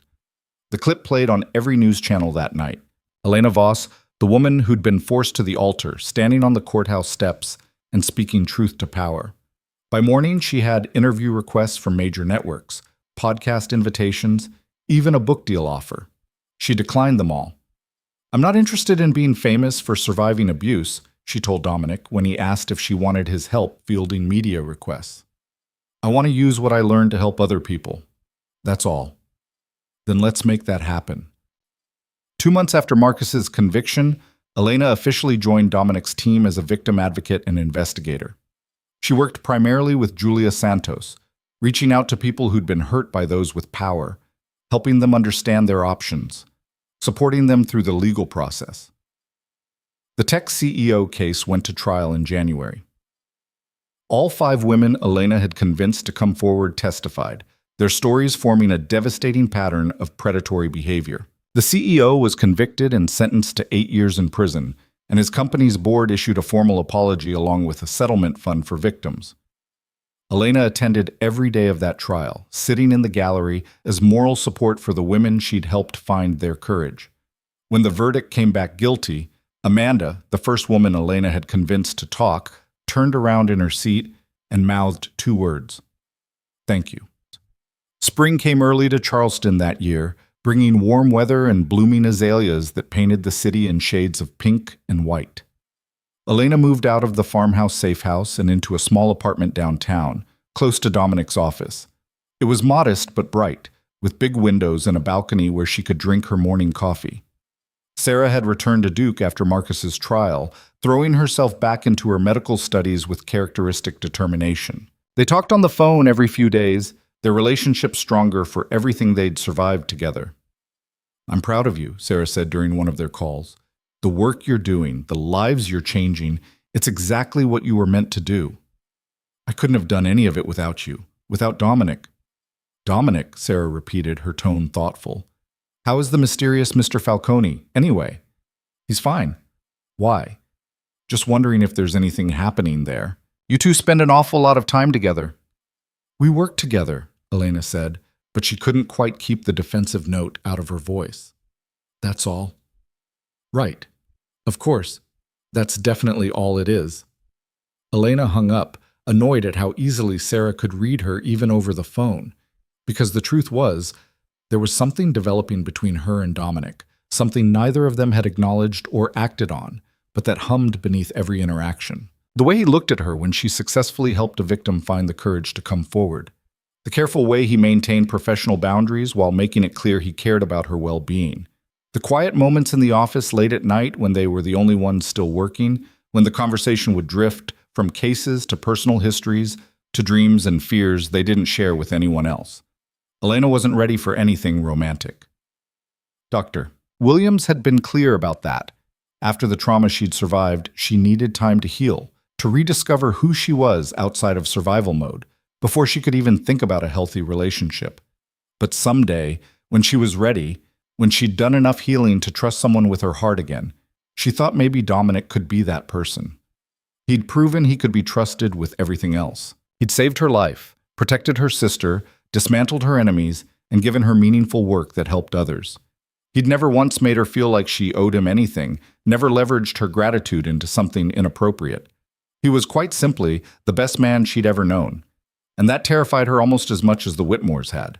The case that changed everything came in late April, delivered by a woman who walked into Dominic's office without an appointment and refused to leave until someone heard her story. Elena was working at her desk when Julia appeared in the doorway, her expression troubled. There's someone here asking for you specifically, says she read about you in the news and drove 6 hours from Atlanta to talk to you. Me? Not Dominic. You. Says she'll only speak with you. Julia hesitated. She's been crying in the waiting room for 20 minutes. Whatever this is, it's bad. Elena found the woman sitting in one of the leather chairs near the reception area, clutching a tissue and staring at nothing. She was maybe 40, dressed in clothes that had once been expensive but now looked slept in, her dark hair pulled back in a messy ponytail. The moment she saw Elena, she stood up so fast she nearly tripped. You're her. You're Elena Voss. I am. Why don't we talk somewhere private? Elena led her to one of the small conference rooms, the ones designed for sensitive conversations. She closed the door, offered coffee that was declined, and waited. Dr. Williams had taught her that sometimes the best thing you could do was simply create space for someone to speak when they were ready. The woman's name was Rebecca Martinez. She was a defense attorney in Atlanta, successful by any measure, with a corner office and a client list that included Fortune 500 companies. She was also, she explained in a voice that shook despite obvious efforts to control it, being systematically destroyed by a federal prosecutor named Daniel Winters. We dated for 6 months, Rebecca said, twisting the tissue in her hands. It ended badly. I broke it off because he was too controlling, too possessive. He didn't take it well. Elena felt a familiar chill run down her spine. What did he do? At first, nothing. He was angry, but he kept his distance. I thought it was over. Then 3 months ago, I started getting assigned to cases he was prosecuting. Every single case. I thought it was coincidence until I noticed the pattern. He was requesting me specifically as opposing counsel. That seems unusual. It's unheard of. Prosecutors don't get to choose which defense attorneys work against them. But Daniel has connections in the federal courthouse. He's got judges who owe him favors, clerks who leak information to him. Rebecca's voice cracked. He's using his position to sabotage my cases. Evidence that should have been provided in discovery suddenly goes missing. Witnesses change their testimony right before trial. Judges rule against me on motions that should have been slam dunks. Elena leaned forward. Have you reported this to anyone? Who would I report it to? He's a federal prosecutor. He works for the Department of Justice. The people I'd complain to are his colleagues, his friends. Rebecca wiped her eyes angrily. My clients are losing cases they should have won. My reputation is being destroyed, and there's nothing I can do about it because he has all the power, and I have none. It was the Whitmore situation all over again, just in a different flavor. Someone with institutional power using it to punish and control someone who dared to reject them. Why did you come to me? Elena asked gently. Because I read about what happened to you, about how you were trapped by people with power and how someone helped you escape and hold them accountable. Rebecca met Elena's eyes, and there was desperation there, but also determination. I need that help. I need someone who understands what it's like to be targeted by someone who's supposed to uphold the law, but is actually abusing it. Elena felt the familiar pull, the recognition of someone drowning in circumstances they couldn't control, reaching for any lifeline they could find. She'd been that person less than a year ago. She understood that desperation intimately. Let me talk to my team, she said. We'll see what we can do. Dominic listened to Elena's summary of Rebecca's situation with his characteristic intensity, asking sharp questions, taking notes on his tablet.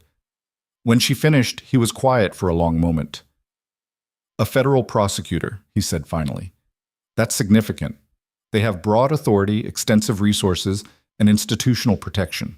Going after one of them isn't like going after a corrupt judge or an abusive tech CEO. I know it's complicated, but I didn't say we wouldn't do it. I said it's complicated. There's a difference. Dominic pulled up something on his computer. Daniel Winters, 38 years old, Harvard Law, clerked for a federal judge before joining the U.S. Attorney's Office. He's had a successful career, conviction rate over 90%, which is high even for federal prosecutors. He's being considered for a promotion to head the white-collar crimes division. Rebecca says he's sabotaging her cases. If that's true, we'll prove it. But we need to be methodical about this. Federal prosecutors are subject to oversight, but the oversight mechanisms are internal. We'll need ironclad evidence before we can move forward. Elena spent the next week conducting intake interviews with Rebecca, documenting every instance of suspicious behavior in her cases against Winters. The pattern was damning once you knew to look for it. Evidence mysteriously unavailable. Witnesses who'd given statements favorable to the defense suddenly developing amnesia on the stand. Judges who consistently ruled in the prosecution's favor, even on questionable motions. He's using his relationships in the courthouse to manipulate the system, Elena told the team during their strategy meeting. It's subtle enough that each individual instance could be explained away. But when you look at the totality of circumstances, it's clear something's wrong. Rachel pulled up a timeline on the main screen. Look at this. Before Rebecca broke up with Winters, her win-loss record was 60-40 in favor of wins. After the breakup, in cases where Winters is the prosecutor, she's lost every single case. 14 trials, 14 losses. The statistical probability of that being coincidence is essentially zero. We need more than statistics, Dominic said.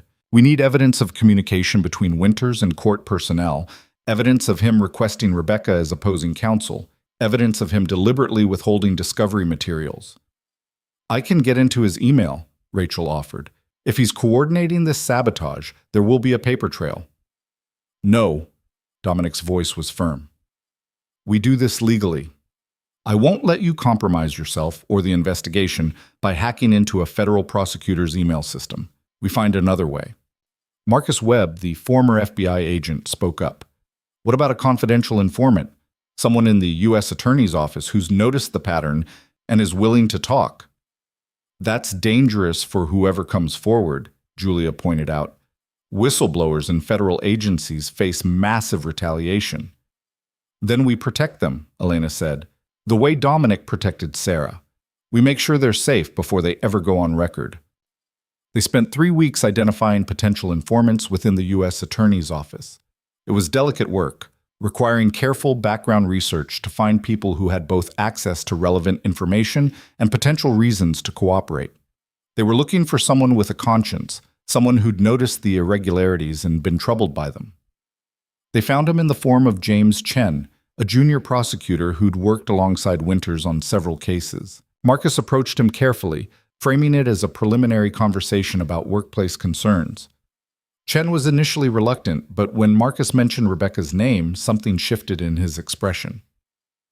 I knew something was wrong, Chen admitted during a meeting in a park far from the federal courthouse, speaking quietly as joggers passed by. The way Winters talked about her, the obsessive way he tracked her cases. He'd celebrate when she lost, like it was personal instead of professional. Did you ever witness him interfering with her cases? Marcus asked. Not directly, but I saw emails between him and Judge Morrison, the chief judge in our district. They were discussing case assignments, making sure Rebecca's clients were assigned to certain judges. Judges who Winters knew would be favorable to the prosecution. Would you be willing to testify to that? Chen looked terrified. If I do this, my career is over. The U.S. Attorney's Office doesn't take kindly to internal whistleblowers. Your career at that office might be over, Marcus corrected, but there are other opportunities.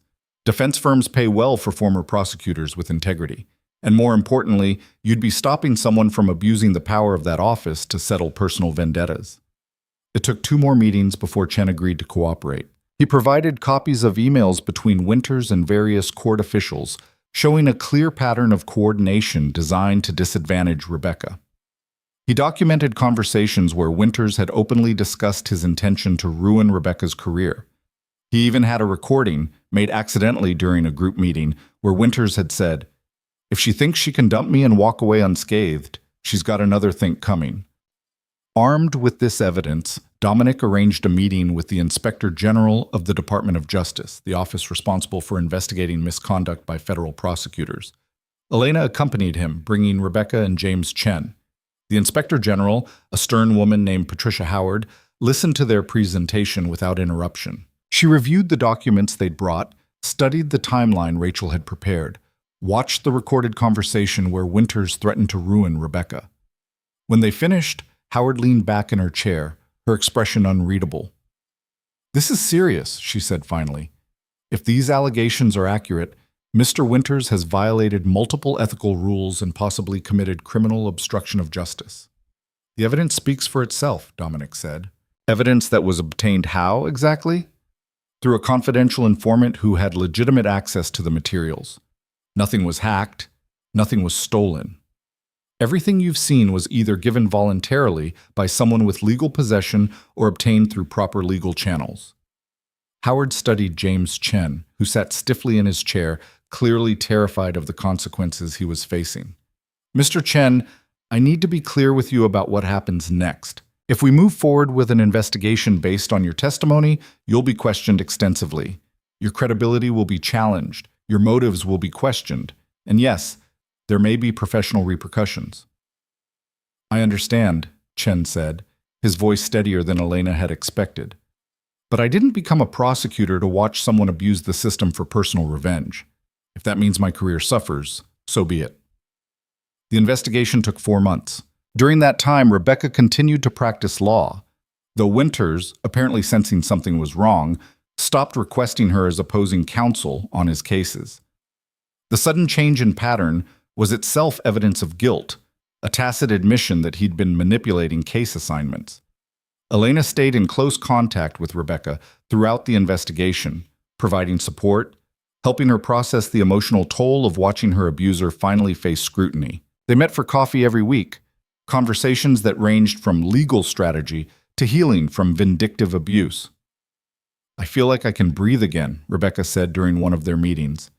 "Even before the investigation concludes, just knowing that someone believes me, that someone's taking this seriously, it's changed everything." "That's how I felt when Dominic intervened at the cathedral," Elena admitted. "Like I'd been drowning and suddenly someone had pulled me up for air." "How did you move on from it? From the trauma of being trapped and controlled?" Elena considered the question carefully. "I'm not sure I have moved on completely. I still have nightmares sometimes. I still flinch when someone raises their voice unexpectedly. But I've learned that healing isn't about erasing what happened. It's about integrating it into your story without letting it define your entire identity." "And your work helps with that?" "More than I ever expected. Every person I help, every case where we stop someone from abusing their power, it transforms my experience from something that happened to me into something I can use to help others. It gives meaning to the suffering." Rebecca nodded slowly. "I want to do that too. After this is over, after Winters faces whatever consequences he faces, I want to help other people who are being targeted by those in power. Then we'll find a way to make that happen." The Inspector General's report came out in late August, a scathing document that detailed Winters' pattern of abuse. He'd violated at least 8 different ethical rules, manipulated case assignments, withheld evidence, and used his position to pursue a personal vendetta. The report recommended immediate termination and referral to state bar authorities for disbarment proceedings. Winters was fired within 24 hours of the report's release. 2 judges who'd cooperated with his scheme were censured and removed from hearing criminal cases. The U.S. Attorney's Office issued a formal apology to Rebecca and offered to review all cases Winters had prosecuted against her for potential misconduct. Elena watched the press conference where the termination was announced, Rebecca sitting beside her in the office conference room. When the U.S. attorney admitted that one of their prosecutors had abused his position to target a defense attorney, Rebecca started crying, not from sadness, but from relief so profound it had nowhere else to go. "It's really over," she whispered. "He can't hurt me anymore." Elena squeezed her hand, remembering the moment she'd felt that same realization. No, he can't. But victory came with complications. The disbarment proceedings against Winters attracted significant media attention, and by extension, so did Rebecca's story. Reporters started digging into her background, writing profiles that detailed her relationship with Winters and the subsequent sabotage. Some of the coverage was sympathetic. Some of it wasn't. There were opinion pieces questioning why she hadn't reported Winters earlier, why she'd continued taking cases against him instead of requesting recusal. There were online comments suggesting she was exaggerating or lying, that she was a bitter ex-girlfriend seeking revenge through false accusations. Elena recognized the pattern immediately, the way victims were questioned and doubted while perpetrators were given the benefit of every doubt. She'd experienced it herself during Caleb's plea deal, when internet commenters had suggested she must have done something to provoke his abuse. "Don't read the comments," she advised Rebecca. "Don't engage with people who've already decided you're lying. Focus on the people who believe you, who support you, who understand that speaking up about abuse takes courage." How do you handle it? The doubt? The victim blaming?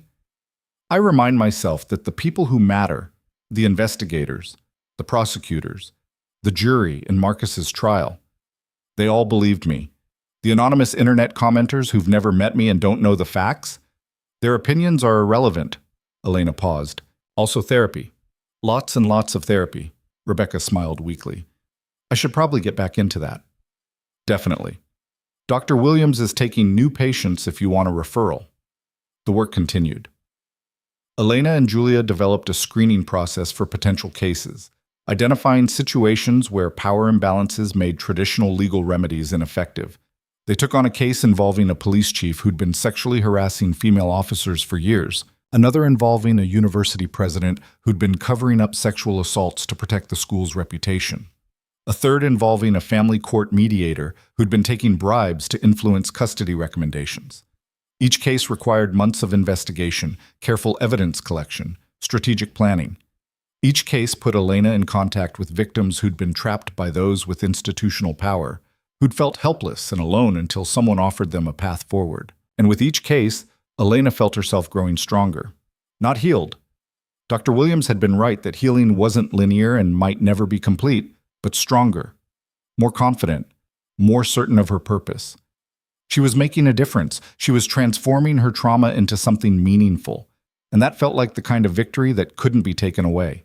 It was October, almost exactly a year after Marcus had invaded her apartment and set the final act of her nightmare in motion, when Dominic asked her to stay late one evening after everyone else had left the office. "I have something I want to show you," he said, pulling up a presentation on his laptop.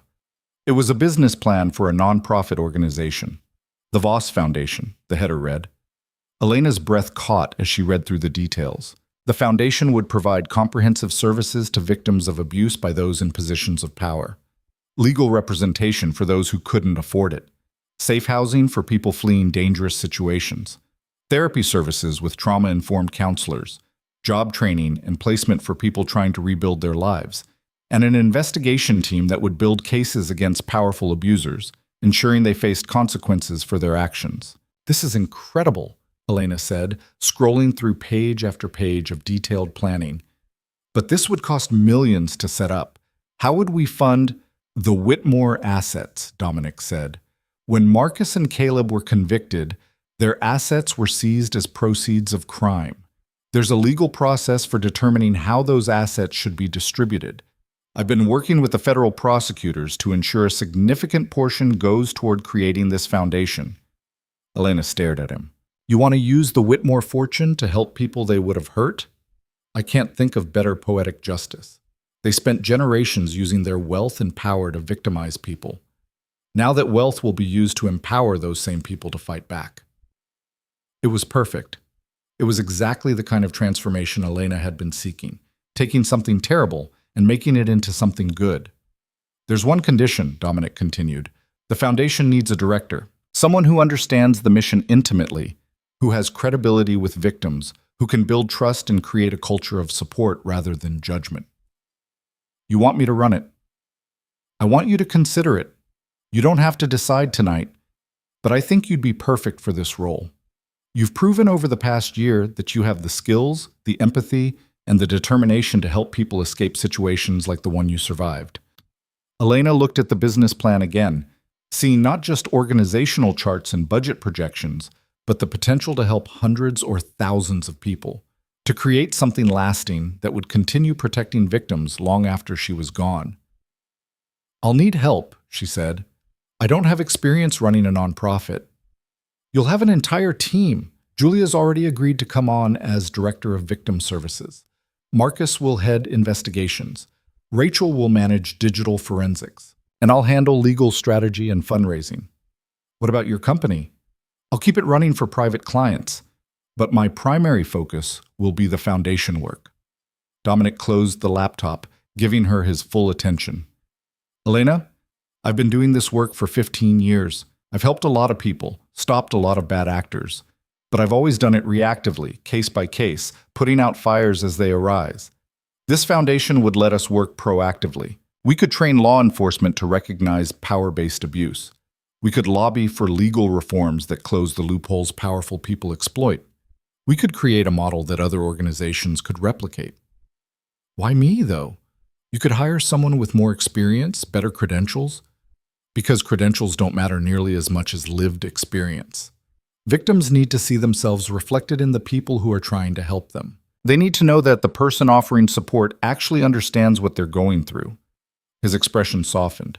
And because you've proven in the past year that you're not just surviving your trauma, you're transforming it into something powerful and good. That's exactly the kind of leadership this foundation needs. Elena felt tears prick her eyes. A year ago, she'd been standing at an altar in a dress that hid bruises, preparing to marry the man who'd broken her, convinced she had no options and no future. Now she was being offered the chance to direct an organization that would help countless others escape similar fates. I'll do it, she said. I'll run the foundation. Dominic smiled, one of his rare, genuine smiles that transformed his usually serious face. Good. Because I already filed the incorporation papers. Elena laughed, wiping her eyes. You were that confident I'd say yes? I was that confident you'd see the potential in what we could build together. The foundation officially launched in January, occupying a renovated building in downtown Charleston that had once been a textile warehouse. The space was deliberately designed to feel welcoming rather than institutional, with comfortable furniture, natural light, and private consultation rooms where people could share their stories without fear of being overheard. The response was overwhelming. Within the first month, they received over 200 inquiries from people seeking help. Some were referred by lawyers or therapists.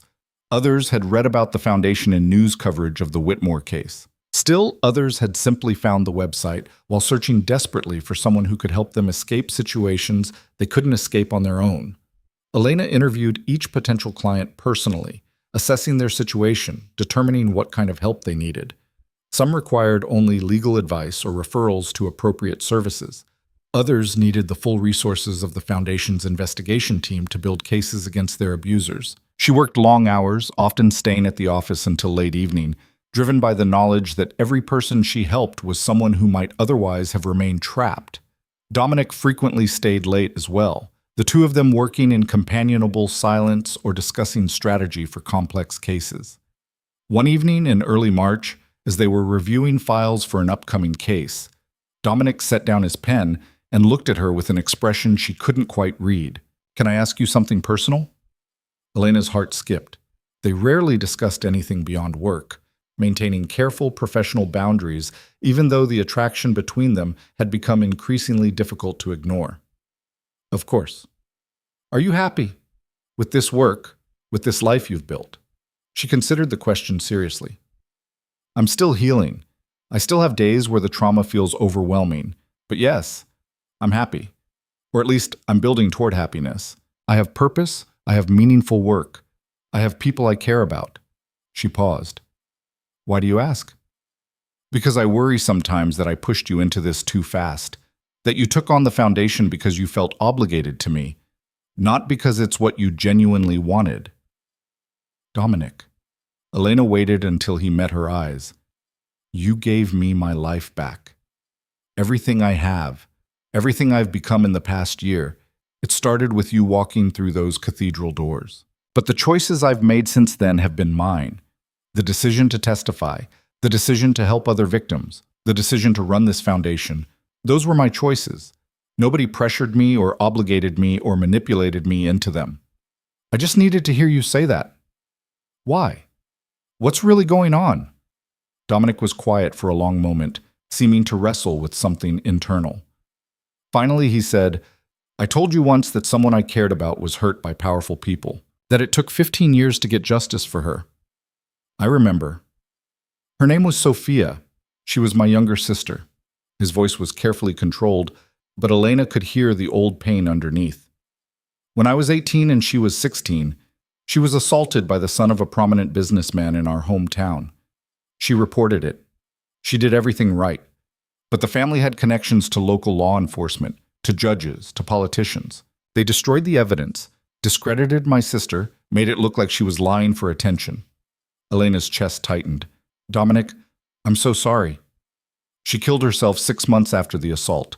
Left a note saying she couldn't live in a world where the truth didn't matter, where powerful people could hurt the vulnerable and face no consequences. He looked down at his hands. I was too young to help her, too powerless to stop what happened. So I spent the next 15 years making myself into someone who could stop it from happening to others. I built a company, developed resources, learned how to investigate and build cases that would hold up against the best lawyers money could buy. And you got justice for her? You said it took 15 years. I did. The man who assaulted her eventually hurt someone else, someone whose family had even more money and connections than his did. When I learned about it, I used everything I'd learned to build a case that included both victims plus 3 others we managed to find. He was convicted and sentenced to 35 years. Dominic's jaw tightened. It was too late for Sophia, but at least he couldn't hurt anyone else. That's why you do this work, Elena said softly. Why you're so driven to help people in situations like hers. And why I need to make sure I'm not using you or anyone else as some kind of proxy for saving my sister. That I'm not pushing you into work that serves my need for redemption rather than your genuine calling. Elena reached across the table and took his hand, the first time she'd initiated physical contact with him since the cathedral. This is my calling. Helping people escape abuse, building cases against those who think they're untouchable. This is what I was meant to do. Not because of you, but because of me. Because I survived something terrible, and I refuse to let that experience be meaningless. Dominic looked at their joined hands, then back at her face. You're remarkable, Elena. I hope you know that. I'm just someone who got lucky. Lucky that you noticed I was in trouble. Lucky that you cared enough to investigate. Lucky that you had the resources and determination to take down the people who were threatening me. It wasn't luck.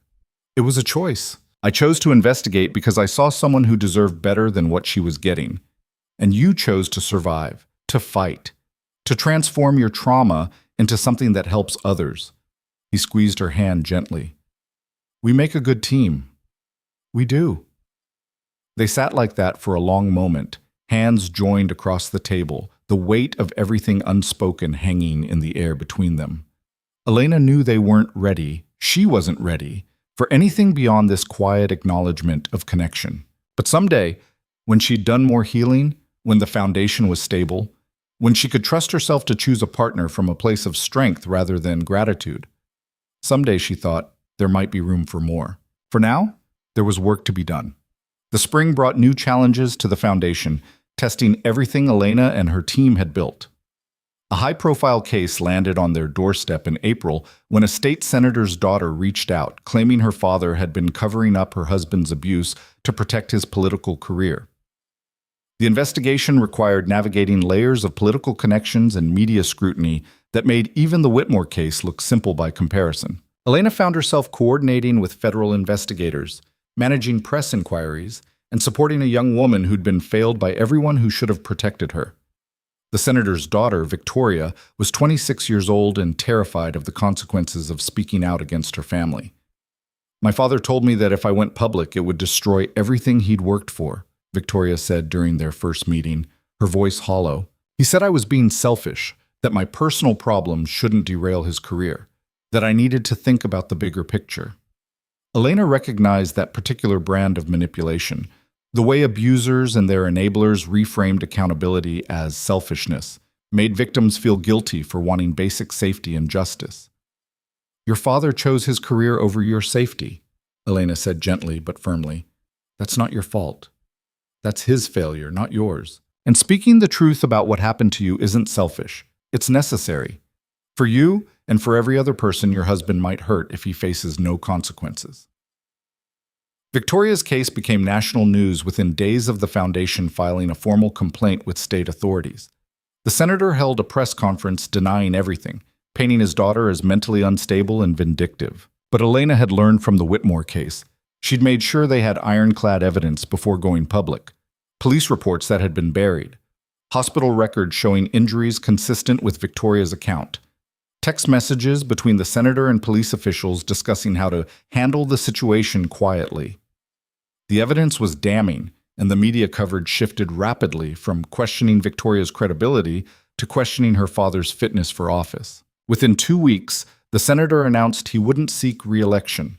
Within a month, Victoria's husband was arrested on multiple counts of domestic violence.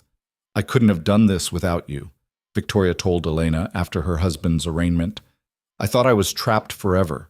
My father had me convinced that his career was more important than my life."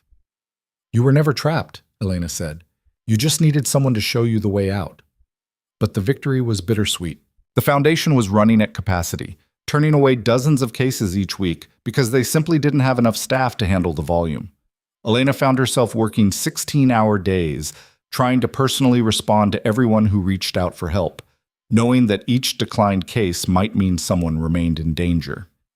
"You can't save everyone," Dr. Williams reminded her during one of their therapy sessions. "You're one person running one organization. You need to accept the limits of what you can accomplish." "But people are suffering. People are trapped. How am I supposed to just turn them away?" "By recognizing that burning yourself out helps no one. By understanding that you can't pour from an empty cup." Dr. Williams leaned forward. "Elena, you've accomplished more in 18 months than most people accomplish in a lifetime.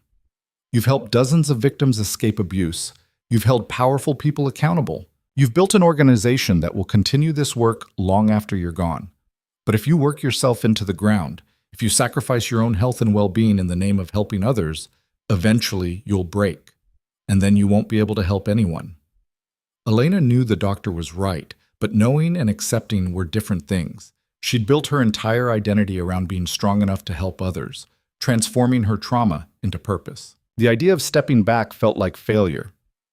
"I think," Dr. Williams said carefully, "that you might be using work to avoid processing something else, something you're not ready to face yet." "Like what?" "Like the fact that you're allowed to want things for yourself, to build a life that isn't entirely defined by helping others or fighting against injustice, to have relationships and hobbies and moments of joy that exist separate from your trauma." The doctor paused. "When was the last time you did something just because it made you happy? Not because it was therapeutic or meaningful or part of your recovery, but simply because you enjoyed it?"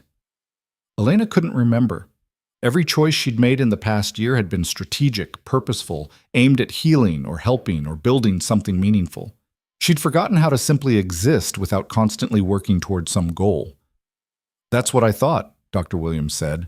"Your homework for this week is to do one thing that has nothing to do with work or trauma recovery. Read a novel just for fun. Go to a movie, take a cooking class. Something that exists purely for your own enjoyment." It felt frivolous, almost wrong, to spend time on herself when there were people who needed help. But Elena had learned to trust Dr. Williams's guidance, even when it made her uncomfortable. She chose cooking, not because she needed to eat or because it was healthy, but because she'd always loved the creativity of combining flavors and techniques to create something delicious. She enrolled in an Italian cooking class at a culinary school downtown, showing up on Thursday evening with no agenda beyond learning how to make fresh pasta. The instructor was a 60-year-old woman named Maria, who'd grown up in Rome and had opinions about everything from the proper way to knead dough to the only acceptable wine pairings for carbonara. The other students were a mix of couples on date nights and individuals looking for a hobby. No one knew who Elena was. No one asked about her work or her past.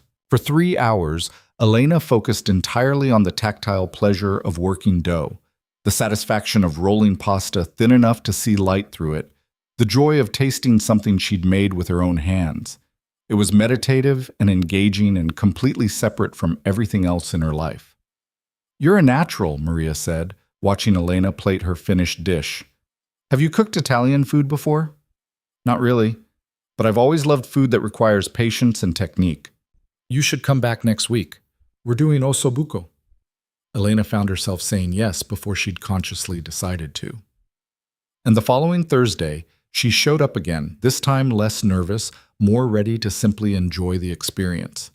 It became her weekly ritual, 3 hours where she wasn't Elena Voss, director of the foundation that helped abuse victims. She was just someone learning to cook, chatting with other students about recipes and restaurants, letting herself exist without the weight of purpose pressing down on every moment. Dominic noticed the change in her. "You seem lighter," he said one evening as they were closing up the office. "More relaxed. I'm taking Dr. Williams' advice, doing things that aren't related to work or recovery." "Good. You deserve that." He hesitated, then added, "What kind of things?" "Cooking class. Italian food. It's incredibly fun and completely pointless, which is apparently exactly what I need." "Not pointless. Enjoyment has value in itself." Dominic smiled slightly. "Plus, if you're learning Italian cooking, that means someone gets to eat the results. I'm volunteering as tribute." Elena laughed. "You want to be my guinea pig?" "I'm saying that if you need someone to taste test your creations, I'm available, in the interest of quality control." It became another ritual. Every Friday evening, Elena would cook something she'd learned in class, and Dominic would come to her apartment to eat it. They'd talk about cases, about the foundation's growth, about everything except the growing attraction that hummed between them whenever they were alone together. Elena knew she was falling for him. Had been falling for him, probably, since the moment he'd walked through those cathedral doors and given her back her freedom. But she was also aware that gratitude and love weren't the same thing, that she needed to be certain her feelings came from a healthy place rather than trauma bonding or misplaced appreciation. Dr. Williams encouraged her to explore those feelings without rushing to act on them. "There's nothing wrong with developing romantic interest in someone who helped you, but you need to make sure you're choosing him as an equal partner, not as a savior or protector. That you want a relationship with him, not rescue by him." So Elena waited. She healed. She worked and cooked and slowly built a life that felt authentically hers rather than something constructed in reaction to trauma. The foundation continued to grow.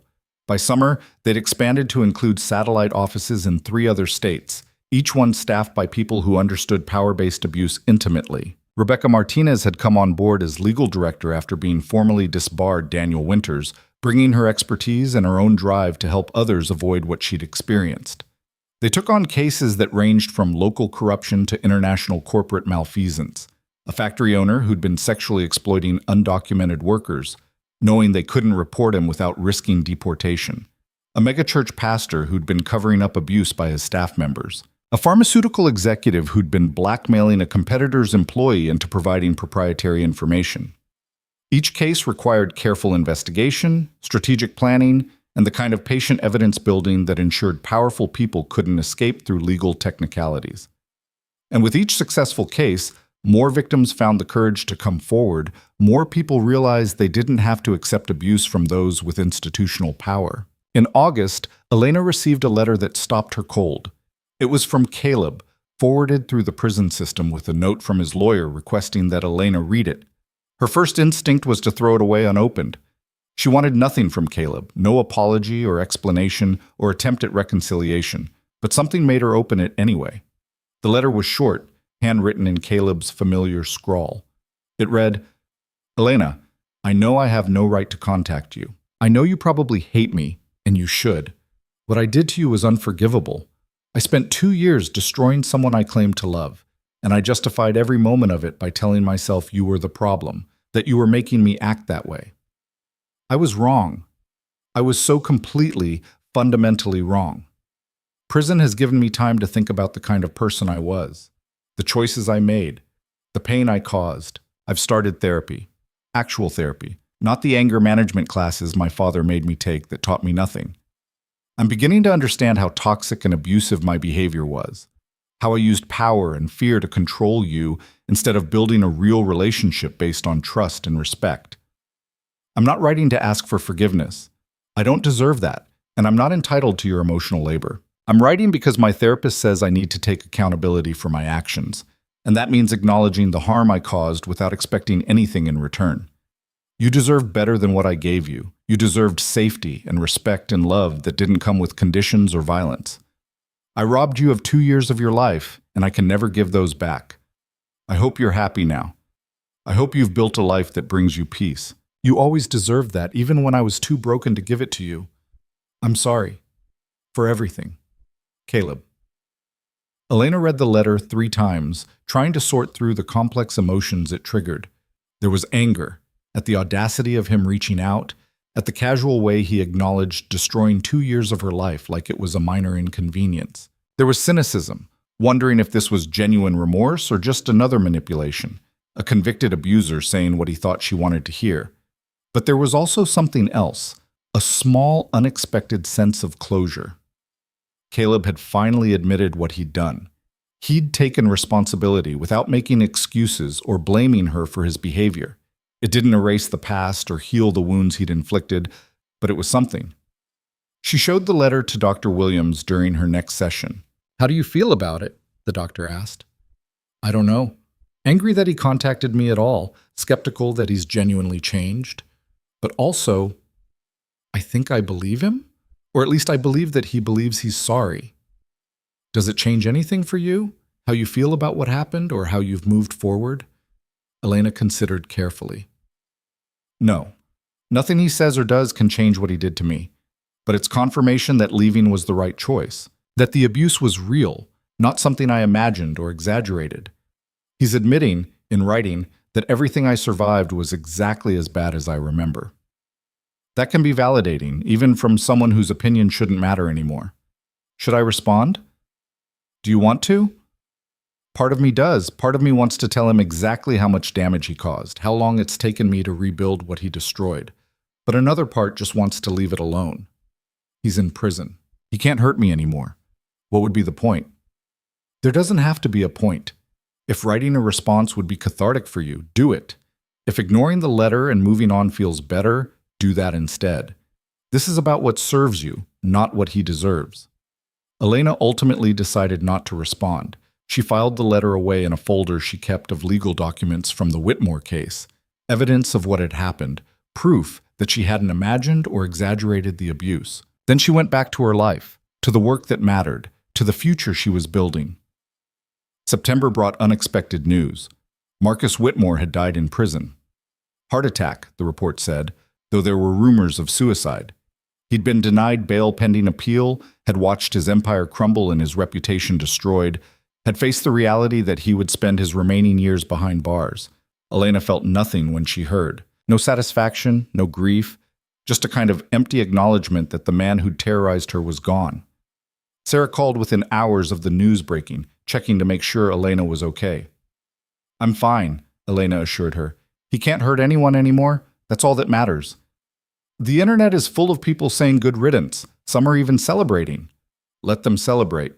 I'm just glad it's over." But it wasn't quite over.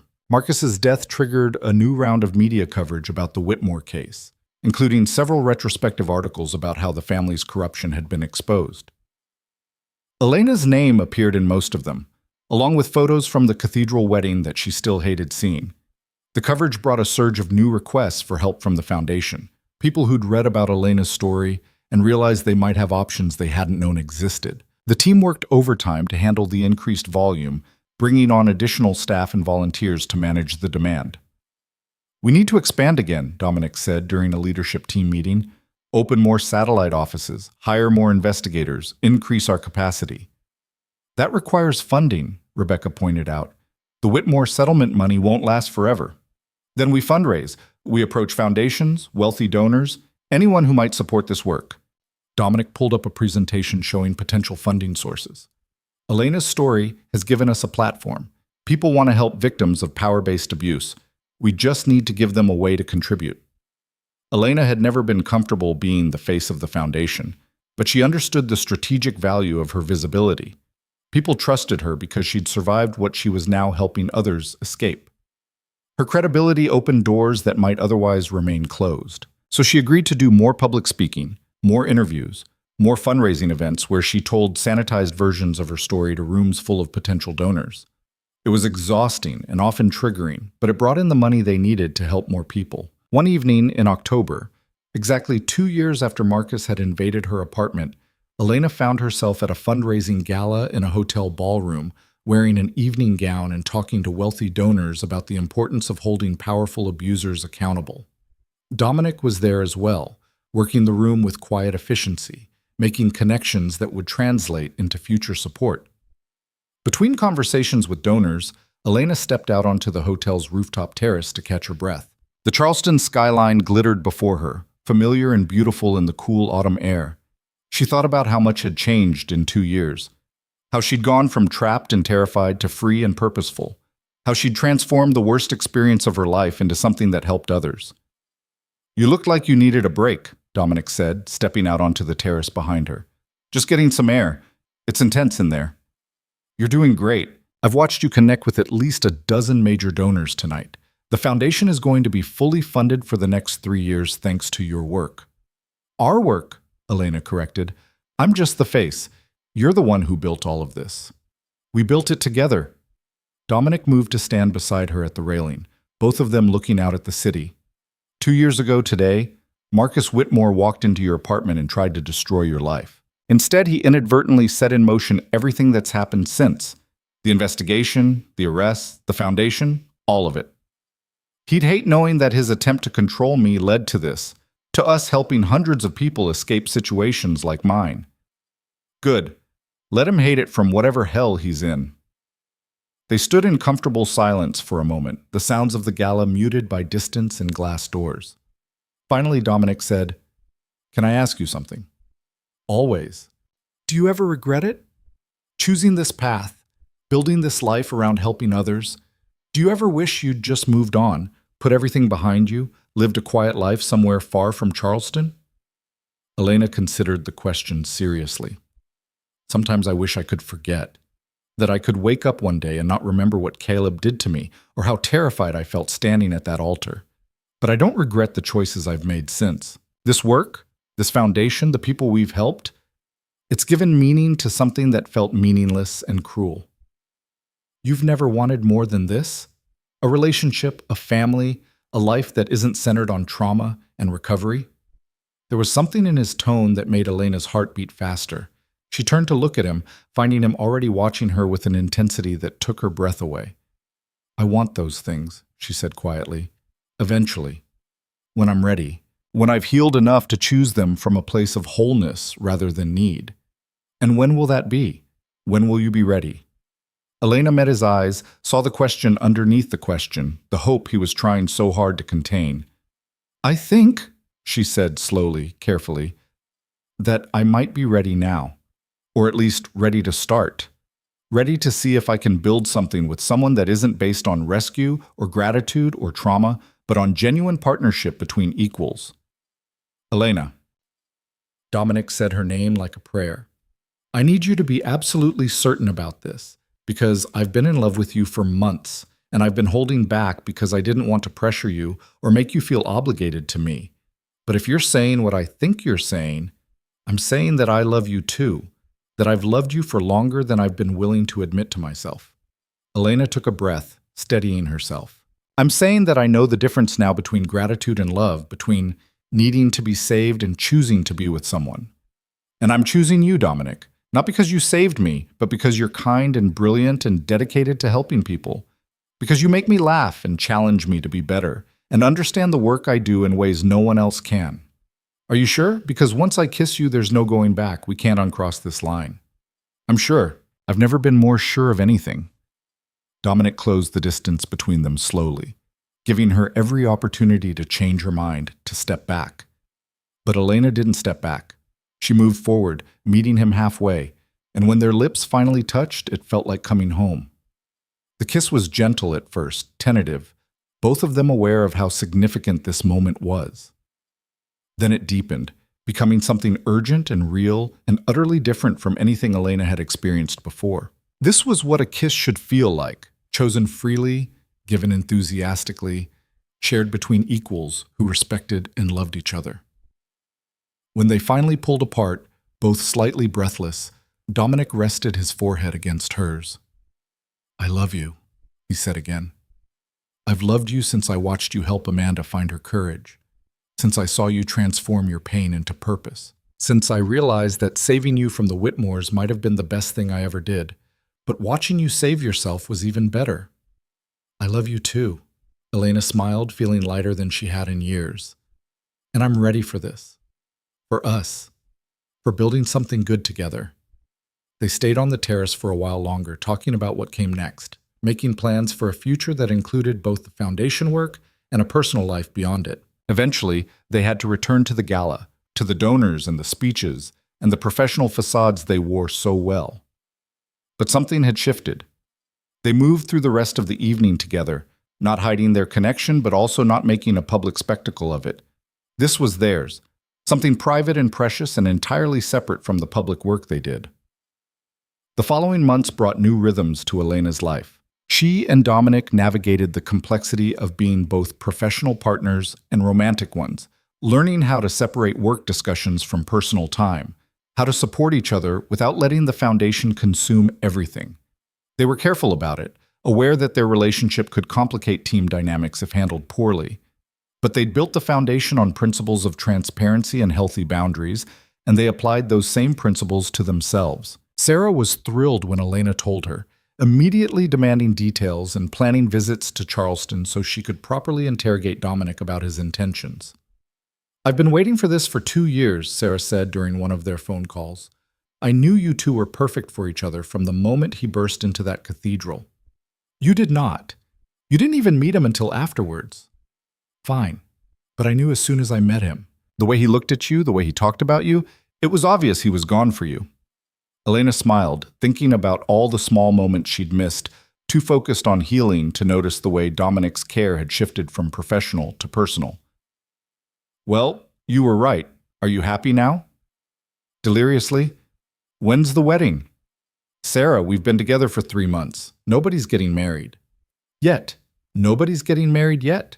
Her sister's voice turned more serious. "But honestly, Elena, I'm just glad you found someone who sees how incredible you are. Someone who helped you remember that you deserved better than what Caleb gave you." The foundation's work continued to expand. They'd helped over 300 victims in the 2 years since launching, with success rates that drew attention from other organizations doing similar work. Elena traveled frequently, speaking at conferences, training other advocates, sharing the model they'd built in Charleston. It was during one of these trips, at a conference in Seattle, that Elena received unexpected news. The organization hosting the conference wanted to create a national network of foundations modeled on the Voss Foundation's approach. They were offering significant funding to help establish offices in major cities across the country. "It would mean massive expansion," Elena told Dominic over the phone that night. "We're talking about going from 5 offices to 20 or 30, helping thousands of people instead of hundreds. It would also mean a lot more responsibility for you. More travel, more public appearances, more pressure." "I know. But think about the impact we could have. Think about how many people we could help." "I'm thinking about you," Dominic said gently. "About whether this is what you genuinely want, or whether you're falling back into the pattern of overcommitting because you feel obligated to help everyone." Elena appreciated the reality check. She'd learned that Dominic would always be honest with her, even when honesty was uncomfortable. It was one of the things she loved most about him. "Let me think about it," she said. "Talk to Dr. Williams, talk to the team, make sure this is the right move." After a week of careful consideration and multiple conversations with people she trusted, Elena made her decision. The foundation would expand, but she would hire a chief operating officer to handle much of the day-to-day management. She would remain as director and the public face of the organization, but she wouldn't sacrifice her personal life or mental health to do it.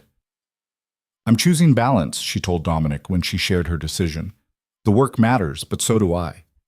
So do we. I can help people and have a life. Those things aren't mutually exclusive." "I'm proud of you," he said. "A year ago, you wouldn't have been able to make that choice. You would have said yes to everything and burned yourself out trying to save everyone. A year ago, I was still trying to prove I was worthy of being saved. Now I know I don't have to prove anything. I can just be." The expansion took months to implement, but by the following spring, the national network was operational. 22 cities, each with its own office staffed by advocates who understood power-based abuse. A centralized database that allowed them to track patterns and identify serial abusers who moved between jurisdictions. A legal team that could coordinate multi-state investigations. The impact was immediate and profound. Victims who'd had nowhere to turn suddenly had resources. Cases that local authorities had dismissed as too complicated were being investigated thoroughly. Powerful people who'd thought themselves untouchable were facing consequences. And through it all, Elena maintained the balance she'd fought so hard to achieve. She worked hard, but she also took time for herself. She traveled for conferences, but she also spent quiet evenings at home with Dominic, cooking meals and watching movies and simply existing together without the weight of trauma pressing down on every moment. 3 years after the cathedral incident, on a warm evening in May, Dominic took Elena back to that same rooftop terrace where they'd first kissed. The hotel was hosting another fundraising gala for the foundation, but the terrace was empty, the party still going strong inside. "I wanted to bring you here," Dominic said, taking both her hands in his. "Back to where we started, where we chose each other." "It's a good memory," Elena agreed. "One of my favorites." "I want to make another one." He released one of her hands to pull a small box from his jacket pocket. "Elena Marie Voss, you are the strongest, most compassionate, most remarkable person I've ever known. You've transformed your trauma into something that helps thousands of people. You've built a life defined by choice rather than fear, and you've made me better simply by being in my life." Elena's heart was pounding as he opened the box, revealing a ring that caught the light and sparkled. "I'm not asking you to marry me because I saved you, or because you're grateful, or because you feel obligated.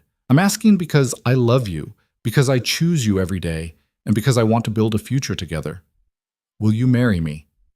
Elena looked at the ring, then at Dominic, then back at the ring. 3 years ago, she'd stood at an altar in a dress that hid bruises, preparing to marry a man who'd broken her. She'd been trapped, terrified, convinced she had no options. Now she stood on a terrace under the stars, being offered a choice, a real choice, made freely, without coercion or pressure or fear. And the answer was so obvious it made her laugh with pure joy. "Yes," she said. "Yes, I'll marry you." Dominic slipped the ring onto her finger, and they kissed as Charleston glittered below them, the city that had witnessed her worst nightmare and her greatest triumph. The wedding took place 6 months later, in a small garden ceremony with only their closest friends and family. Sarah stood as Elena's maid of honor, crying happy tears through the entire ceremony. Marcus Webb and Julia Santos attended, along with Rebecca Martinez and several of the victims Elena had helped over the years. There was no cathedral, no hundreds of strangers, no elaborate production designed to project an image. Just two people who'd chosen each other, standing before people they loved, making promises they actually meant. When the officiant asked if anyone objected, Elena felt a moment of tension, muscle memory from the last time she'd stood before an officiant. But no one burst through doors. No one interrupted. There was only supportive silence, and then the ceremony continued. "I do," Elena said when her turn came, and this time the words were a choice rather than a cage. "I do," Dominic echoed, and when they kissed, it was nothing like that almost wedding 3.5 years ago. This was real. This was right. This was what love was supposed to feel like. At the reception, Sarah gave a toast that made everyone laugh and cry in equal measure. "My sister is the strongest person I know," she said, raising her glass. "She survived things that would have broken most people. She escaped an abusive relationship with nothing but courage and determination. And she took that experience and transformed it into something that's helped hundreds of other people escape their own nightmares. Dominic, you're marrying someone extraordinary. I hope you're ready for a lifetime of being constantly amazed by her." "I am," Dominic said, looking at Elena with such open love that she felt her throat tighten with emotion. The foundation continued to grow and evolve. 5 years after its founding, it had helped over 5,000 victims escape abusive situations. 10 years after, that number had grown to 20,000. The model they'd pioneered in Charleston had been replicated nationally and was beginning to spread internationally. Elena stepped back from day-to-day operations as the organization matured, trusting the capable team she'd built to carry on the work. She took on an advisory role, focusing on strategic planning and major cases while leaving the operational details to others. It gave her time to write, something she'd discovered she loved. She published a memoir about her experience with the Whitmores and the founding of the foundation. She wrote articles about power-based abuse and institutional failure. She developed training materials for advocates and law enforcement. And she lived. She and Dominic bought a house outside Charleston with a garden where they grew vegetables and herbs for the meals they cooked together. They traveled to Italy to visit his parents, who adored Elena, and immediately began teaching her family recipes that had been passed down for generations. Sarah finished medical school and started her residency in emergency medicine, though she called Elena at least once a week to check in and share stories about particularly interesting cases. She visited Charleston regularly, her relationship with Dominic evolving from protective skepticism to genuine friendship. "He's good for you," Sarah admitted during one visit, watching Elena and Dominic cook dinner together with the easy synchronization of people who'd learned each other's rhythms. "I wasn't sure anyone could be after everything you went through. But he sees you, really sees you, and he loves what he sees."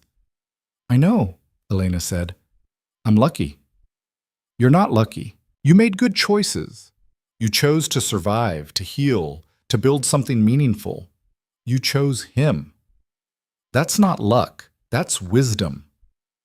12 years after the cathedral incident, Elena stood in the foundation's headquarters, cutting the ribbon on a new wing dedicated to Sofia Falcone, Dominic's sister, the girl whose death had started him on this path. The wing housed a library of resources for victims, a training center for advocates, and a memorial wall honoring those who hadn't survived their abuse.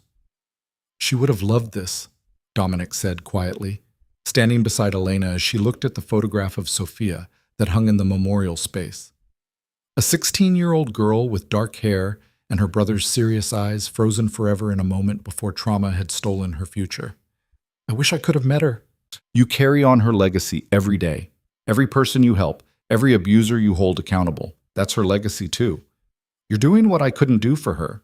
You're making sure other people get the help and justice she was denied. Elena squeezed his hand, thinking about the strange paths that had brought them both to this moment. His sister's death had driven him to build the capabilities to help others. Her own victimization had given her the insight to connect with people who were trapped and terrified. Together, they'd created something that transformed private tragedies into public good. The memorial wall filled up over the years with names and photographs of people who'd been killed by intimate partners or powerful abusers. Some of them were cases the foundation had been investigating when the victims died. Others were simply names that advocates wanted to ensure were remembered. Elena made a point of learning every name, every story. She couldn't save everyone. Dr. Williams had been right about that. But she could make sure those who weren't saved were remembered, that their deaths meant something, that they spurred continued work to protect others. 15 years after the cathedral incident, Elena was invited to testify before Congress about power-based abuse and the need for stronger legal protections for victims. She stood in a hearing room in Washington, D.C., and told her story to a room full of senators and representatives, making the case for legislation that would close the loopholes powerful abusers exploited. "I was lucky," she said, though the word felt inadequate. "I survived because someone noticed I was in danger and had the resources to intervene. But most victims don't have that. Most victims are trapped by people who control their finances, their housing, their ability to work or go to school. We need systemic changes that give victims more options, that make it harder for the powerful to abuse those with less power. The legislation passed 6 months later, creating new federal protections for victims of power-based abuse and establishing funding streams for organizations doing intervention work.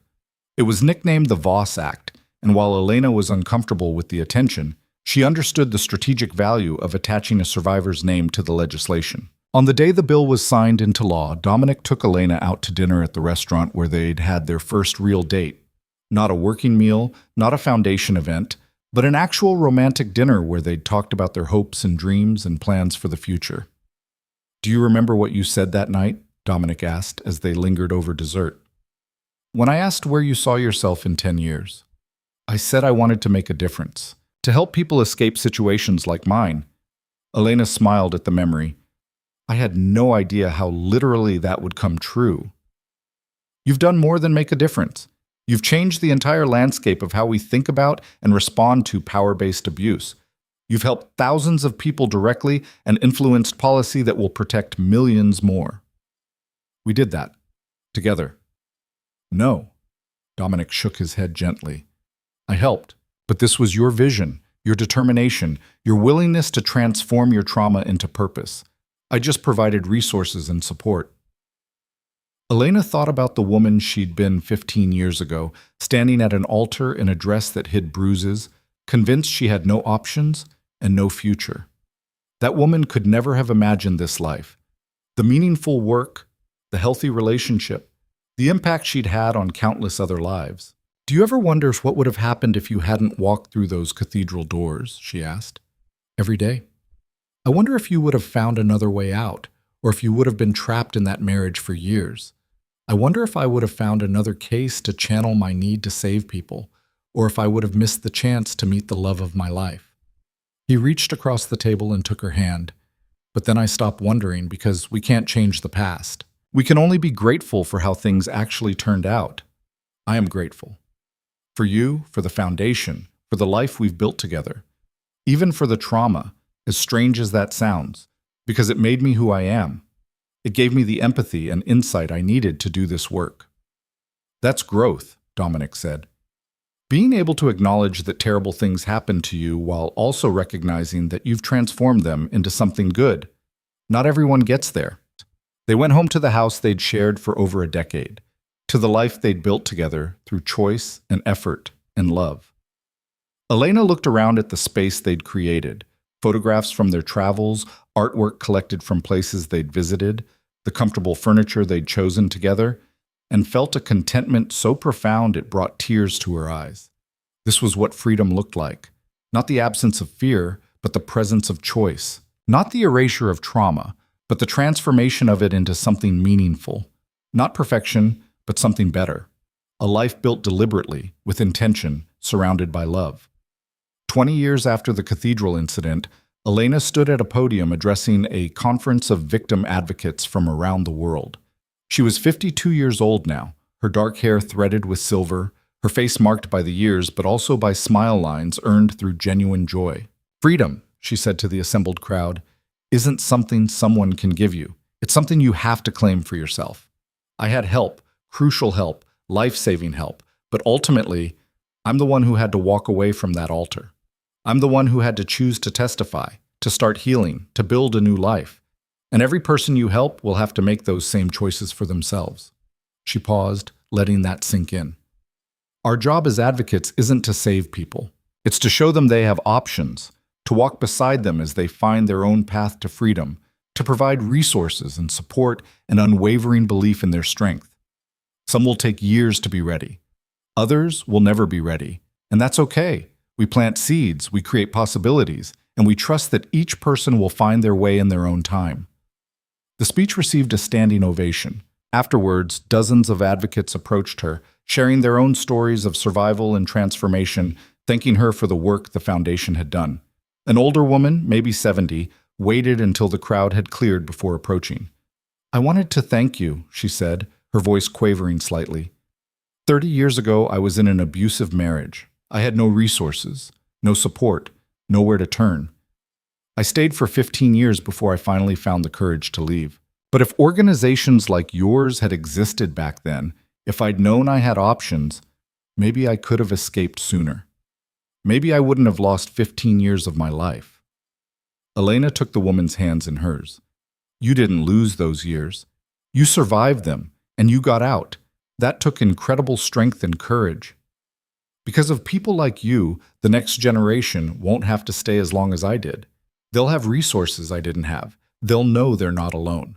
The woman's eyes filled with tears. Thank you for doing this work. Thank you for making sure others don't suffer the way we did. After the woman left, Elena stood alone in the empty conference room, thinking about all the lives the foundation had touched, all the ripple effects that extended far beyond what she could see or measure. 20 years of work. 20,000 people helped directly. Hundreds of thousands more influenced indirectly through policy changes and cultural shifts. It wasn't enough. It would never be enough because abuse continued, because power would always seek to exploit vulnerability. But it was something. It was a life's work that mattered, that made the world incrementally better. Dominic found her there, still lost in thought. Ready to go home? Elena smiled, linking her arm through his. Yes, let's go home. They'd built something beautiful together. Not just the foundation, but a life characterized by choice and love and meaningful purpose. They'd proven that trauma didn't have to define you, that you could survive terrible things and still build something good on the other side. As they walked out of the conference center into the warm evening air, Elena thought about that moment 20 years ago when Dominic had walked through the cathedral doors and spoken those 5 words that had changed everything. She's not marrying you today. He'd given her an opening, but she'd been the one to walk through it. She'd been the one to choose freedom over captivity, truth over silence, hope over despair. And every day since, she'd continued making that choice. To heal, to help others, to build a life defined by love rather than fear. This, Elena thought as Dominic hailed a cab to take them back to their hotel, was what victory looked like. Not the dramatic moment when the powerful fell, though that mattered. Not the courtroom verdict or the public vindication, though those had their place. Real victory was quieter, more sustained. It was the daily choice to keep going, keep healing, keep building something good. It was the thousands of small moments that added up to a life well lived. It was the love shared with a partner who saw all of you and chose you anyway. It was the meaningful work that helped others find their own path to freedom. It was standing on a street corner in a city far from Charleston, at peace with your past and hopeful about your future. No longer defined by the worst thing that had happened to you, but by how you'd transformed it into something that mattered. 20 years after the cathedral, Elena Voss was free. Not because someone had saved her, but because she'd saved herself. And in doing so, she'd shown thousands of others that they could do the same. That was enough. That was more than enough. That was everything.